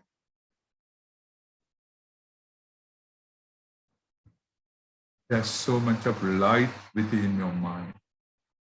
There's so much of ease in your heart and so much of relaxation as ill will has been submerged or kept it low, and heart and mind is full of compassion and loving kindness. That status of the mind you have in your heart now touch the whole universe with that loving kindness. Touch the whole world, whole universe with that. Pervade the loving kindness, equanimity, and sympathetic joy towards all beings, and focus the universe this way. Beings who are visible and those who are invisible to me. Beings who dwell close to me inside this, my residence, neighborhood, and beings far out there living in the universe. Beings who are friendly, neutral, and who are hostile. Beings with many limbs, 4 limbs, 2 limbs, and beings without limbs. Beings who are in the vicinity of death, especially times like this. Those who are born and those who are seeking birth in formation within an egg or within the mother's womb. Such you cover all kinds of beings, then move gently to directionally pervading your loving kindness. Focus on the directions, beings who are dwelling in the eastern direction, Nagenahira Disa Bhagam. Beings who dwell in the southeastern direction, beings who are living in the southern direction, beings who are living in the southwestern direction, beings who live in the western direction, beings who live in the northwestern direction, beings who live in the northern direction, beings who live in the northeastern direction. May all beings in these all directions and beings living upwards direction and the downward direction, may all beings in the entire direction be happy, safe, and free from hatred. May there be loving kindness and compassion throughout the directions. Now focus on the beings living in the premises you are meditating, your family members, your friends, or whoever it is under the same roof. May they be happy, safe, and healthy. May beings in the adjacent premises, in that village, the towns, provinces, and beings living in the country where you live, or in the island where you live. Beings on earth, dwelling on earth of that land, beings who live in the sea, and beings who dwell in the air. May all beings on this planet Earth be happy, safe, and free of suffering. May there be no enmity, affliction, anxiety. May all beings on this planet Earth be happy and safe. May the Milky Way, the galaxy where this planet Earth is on, may all beings on this galaxy be happy and safe. Tens and thousands of such galaxies consist of the universe. Now focus on the entire universe. May all beings, not letting a single being out, may all beings on this universe be free from pain and misery and free from affliction. May they be healthy and be happy and be safe. And may all beings live happily and safe. May there be compassion, loving kindness, and joy and peace prevail on this entire universe. Shanti. This status of mind, maintain it, having focused the entire universe, not letting a single being out. May all such beings be happy and safe. That's the ultimate meditative subject you are taking. Sustain that thought, entire universe, all beings, may they be happy and safe. Sustain that thought in mind.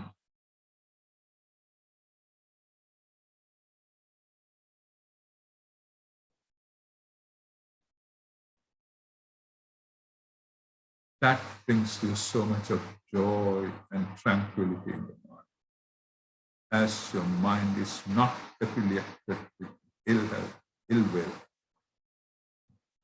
There's so much of loving kindness and compassion prevailing. There's so much of calm, coolness, and tranquility, which will lead to the concentration of loving kindness. Keep concentrating on the loving kindness over this entire universe.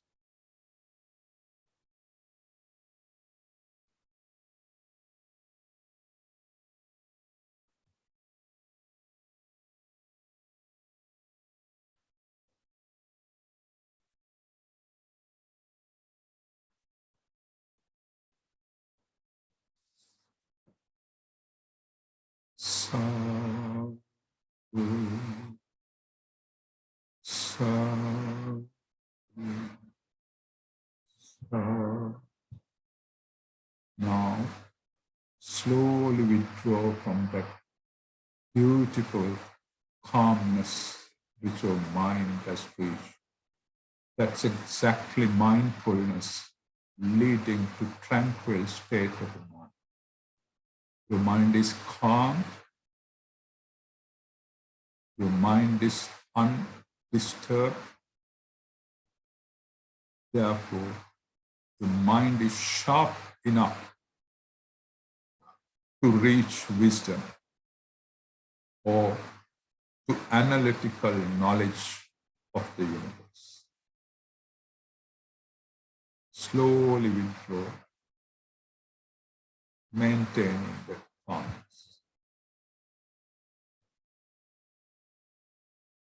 Such brings to the end of the practical meditation time, because time is running out. It's almost 5:15 here local time. 2 hours have gone. We didn't have time. Next stage is to concentrate on the breathing.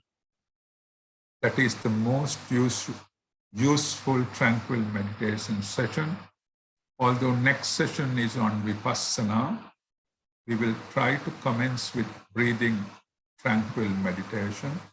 Just as homework, same way, sit upright, bring your mind to the place where under the nose, you can touch from the finger, the end of the nose. These days it's not that you have to wash your hands properly. Under the nose, upper lip, on the upper lip where under the nose, you can't take your mind there. Having washed your hands well, you can feel from your finger the position which I'm showing. Don't know whether everybody could see that. Bring your mind to that point. You call it parimukhaṃ sating upaṭṭapetva. You bring your mind in front of you to a place and you maintain it there. Next stage is, at that point, you feel inhalation and exhalation. You feel the air is going in and air is coming out. That's the meditative subject you're going to take. Remember, there are 5 stages, taking the meditative subject. Keep focusing on breathing in and breathing out, because there's a point where such breathing is felt in the nose. Sometimes it will be at the end of the nose. That depends on the position, posture, and the shape of your nose. Sometimes in the middle of the nose, sometimes at the end of the nose. There are some meditative masters who go up to the stomach and concentrate pimbenawa, hakilenawa, expansion and contraction of the stomach. We don't administrate that because the old canon under the Bodhi tree, what Buddha recommended is what we are directing now. Bring your mind to one pointedness,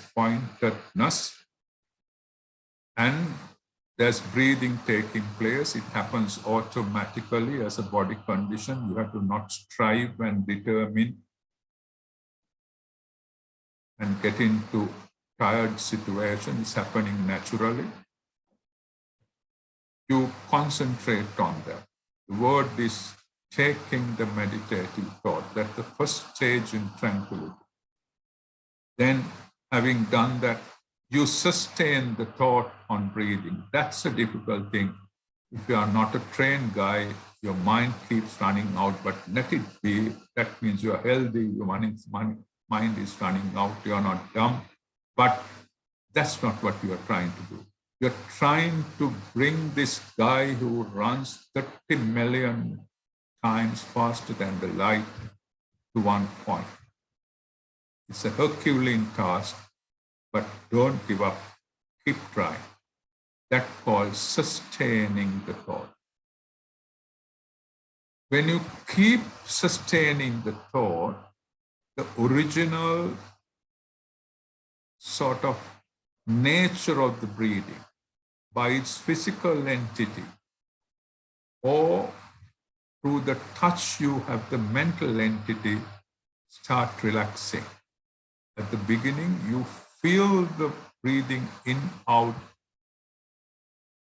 situation very sharply and grossly. Sustaining it, what happens? It keeps calming down. You call it Passam Bhayankaya Sankara. Kaya kiyanne metana rupa kalapiyo sansidana. It's relaxing. In actual terms, your breathing is calming down. Sometimes you may not even feel it's touching the nose, but yet breathing, you are still on the breathing because you have achieved, you have sustained the thought. That gives rise to joy and tranquility, which we spoke about. Joy and happiness, which cannot be described by words. That gives you so much of calmness because your mind is about to get into concentration. Thus, the mind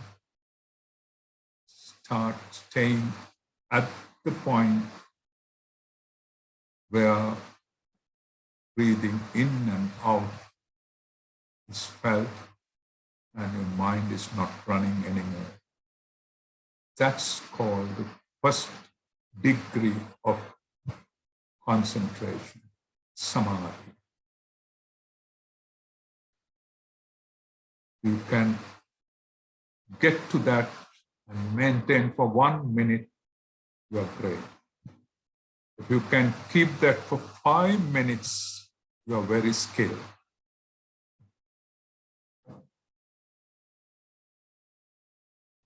You are very skilled. You can keep up to 15 minutes with your training, half an hour. You have got into absorptions. Dhyana. The state of concentration, as we discuss in theory, is your mind is fully detached from sensual world. The world you live, you eat, drink, see, all that is gone away. The mind which runs faster than the light has reached one-pointedness. That is the development, highest development of the state of mind, which is called tranquil meditation. That leads you to absorptions with slow and steady progress. Don't worry about absorptions. Proceed to vidarshana, a reasonable samadhi, reasonable concentration. You are even able to stay 1 minute on the sustained thought and feel that joy and bliss and get to one-pointedness where your mind is free from the entire outside world. You have done the job. You are into tranquil meditation. You can keep mastering day by day. And all the physical benefits, what we discussed through brain activity, calmness, unaffiliated situation, stress being completely out. All such mundane benefits are reaped. And finally, the status of the mind which leads you to wisdom, which you can't buy from any shop in the world, or you can't transfer it through an account, you have achieved. May the Visakhians and all other devotees, faithful devotees affiliated to Visakhians of New South Wales who joined today, develop this tranquil mind up to concentration. In a world where it's burning at this moment with this pandemic, death, war, disaster, and stress. World is burning, but your mind has reached the supreme calmness. This is the advice of the Buddhas. Sabbha passa aparanam, kusalasya upasampada, sachitta pariyodapana. See, your mind is free from all unwholesome status. Mind is free, has grasped the wholesome state through this 2-hour exercise. And finally, sachitta pariyodapana, the 5 hindrances we spoke. The letharginess or drowsiness has gone, therefore you took the subject in. Then your doubt has gone away, you sustained the thought. Your ill will has gone away. There was so much of joy and bliss within your mind and with your concentration. You kept away all the sensual desire, even for a spur of a second. Imagine you are developing it for a few minutes and hours. You have achieved what Buddha wanted the human to achieve here and now. Let us lead to Vidarshana.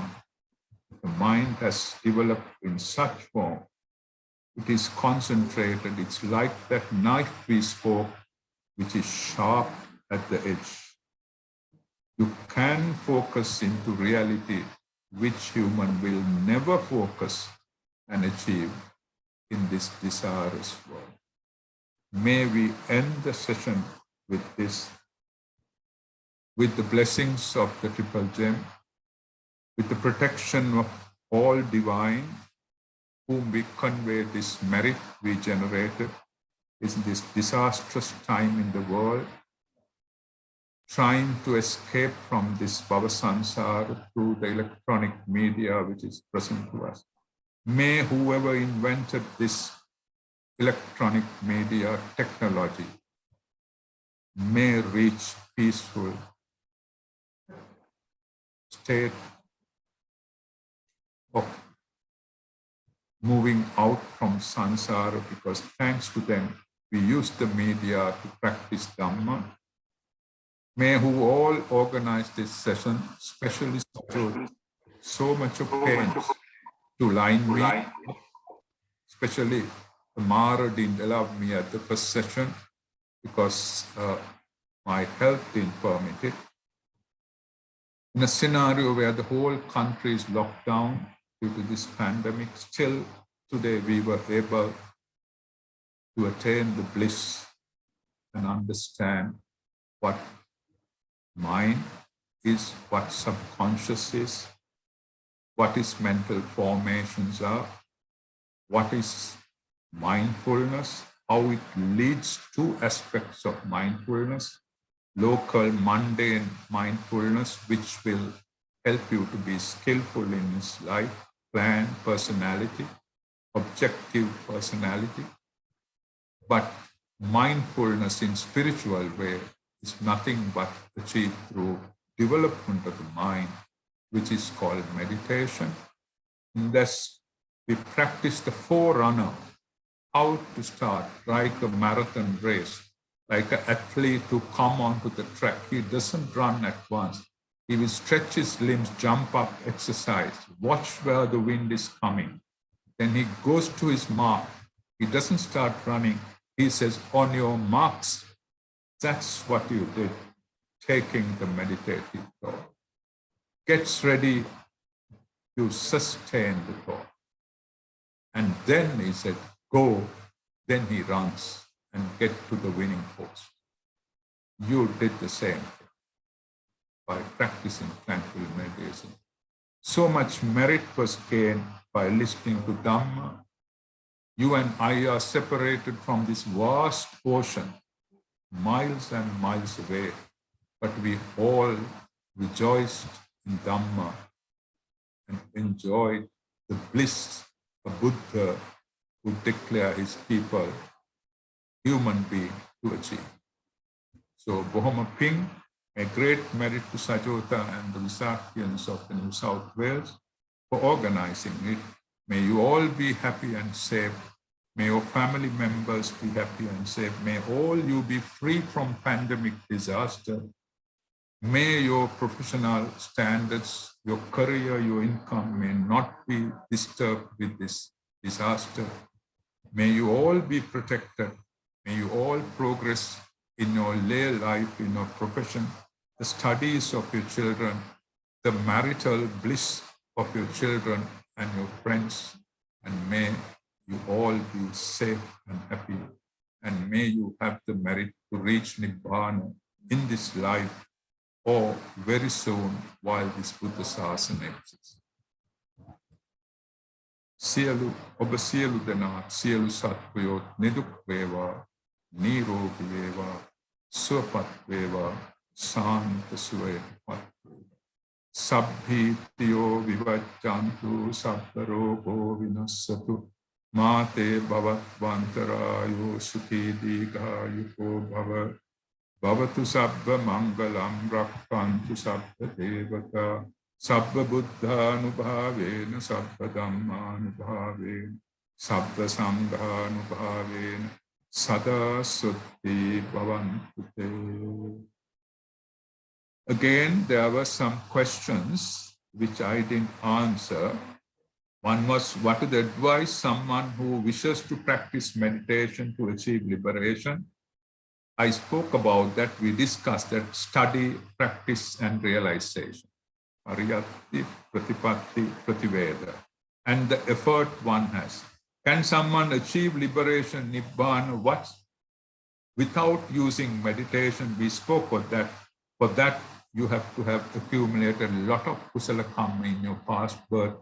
Like the subject we spoke about, the subconscious, very instinct subject. You have to have that kind of background, but it's not compulsory. So what we should have to obtain nibbana is the effort and the steadfastness. Like today, what we had, steadfastness. Here and now, stop everything and concentrate and lead to bliss. How can someone incorporate meditation into their day-to-day life, walking, sitting? That's exactly what vipassana is. We will deal next time when we do vipassana. With tranquility alone, this concentration doesn't come. We spoke about layer life mindfulness. That could help you in that aspect, incorporating mindfulness to their day-to-day life, not meditation to day-to-day. Meditation leads to development of the mind. Then advise young adults who would like to begin the practice of meditation. My answer to that is just check how many times and hours you spend maintaining this body. How many hours you spend moment you open your eyes. Advice of Buddha is think that this is Buddhopada Kala. Your faculties are intact, that you are a healthy person. Now, moment you open your mind, you touch your Android phone and watch the messages. In the toilet, you watch it. In the train, you watch it. Parents keep watching it. They neglect the children. Just scan on that. How much of valuable time on this planet Earth, which is getting destroyed fast now, I'm spending to maintain my body. Through that, the young people feel their hormones are in highest of action. So you have to enjoy life, music, dancing, association, or whatever it is. Enjoy food, enjoy life, but at the same time, spend some time to yourself to develop your mind. Then you will be a very fine young guy who will not be stressful, who don't have to take pills for stress, that you don't have to go and see a counselor when there's some job issue comes in, or when your partner gives you up, or something sentimental happens, you don't have to run to the psychological treatment. That's the advice given to young. At least spend 5 minutes or 10 minutes a day to reach tranquility in the mind. Advice to the young adults, time is passing away soon. Time is running out. So try to be virtuous, study Dhamma, get to concentration and get to vipassana, because time is running out. If you perceive the world correctly as per Buddha, as five aggregate mind and matter, that is uncertain, unsatisfactory and selfless, you will be the best husband, you will be the best wife, you will be the best friend, you will be the best child, and you will be the best colleague in office, and you will be the best citizen that country could have. Those are the benefit comes to you, and there'll be you will not experience dementia, you will not experience all those stress-related sicknesses. And even today, the favorite subject, immunity, not comes from more than what you eat and drink. It is the strength of the mind, immunity, hormones are released when you relax and you are calm. So those are the questions you answered. Anything related to Vipassana or today, if you have questions, Sajjhota can ask. I don't think time has passed. Or write to me, we will answer that time. With questions, what you try to do is, please develop your mind so that you are not a scatterbrain when you die. Even you die and reach Bhava, you will be in good life, in wholesome state, not in the suffering state. May you all be happy and safe. Sajjhota, are there any questions to ask? Time? I think time has run out. Yes. So we will conclude the session. Abhivadana silissa nicham vaddha pachayino sattaro dhamma vaddantu ayuvanno sukham balam ayurarogya sampatti sattva sampatti mevacha ato nibbana sampatti iminatu samiddhatu. Looking forward to meet on next Saturday on a Vidarshana development exercise and some theory on Vidarshana. We will remain. I would part from this discussion. Warm up in Sajjhota for the session. Sasha. Sad. Swami Hansa, we are very grateful for your kindness in sharing your knowledge of the Dhamma with us today, especially in relation to meditation, especially in relation to Samatha Bhavana. Meditation is something close to the lives of many people, and we are very grateful for your time and effort you put it to us today, sharing your thoughts about it. I especially appreciate your advice to us in relation to how we can make mindfulness and meditation relevant to our lives. We are very grateful for all your time and effort. In relation to today's event, I thank and acknowledge the kindness of Mr. Premalal Gunatilaka, who helped us to advertise this event. I sincerely thank Mr. Charita Rajakarna, who helped us to connect with Sri Lanka today. I wish to acknowledge and thank fellow Visakhians and everyone, including our friends and families, who helped us to organize and advertise this event. I thank the committee members of the Visakhians of New South Wales for all their efforts into make this event a success.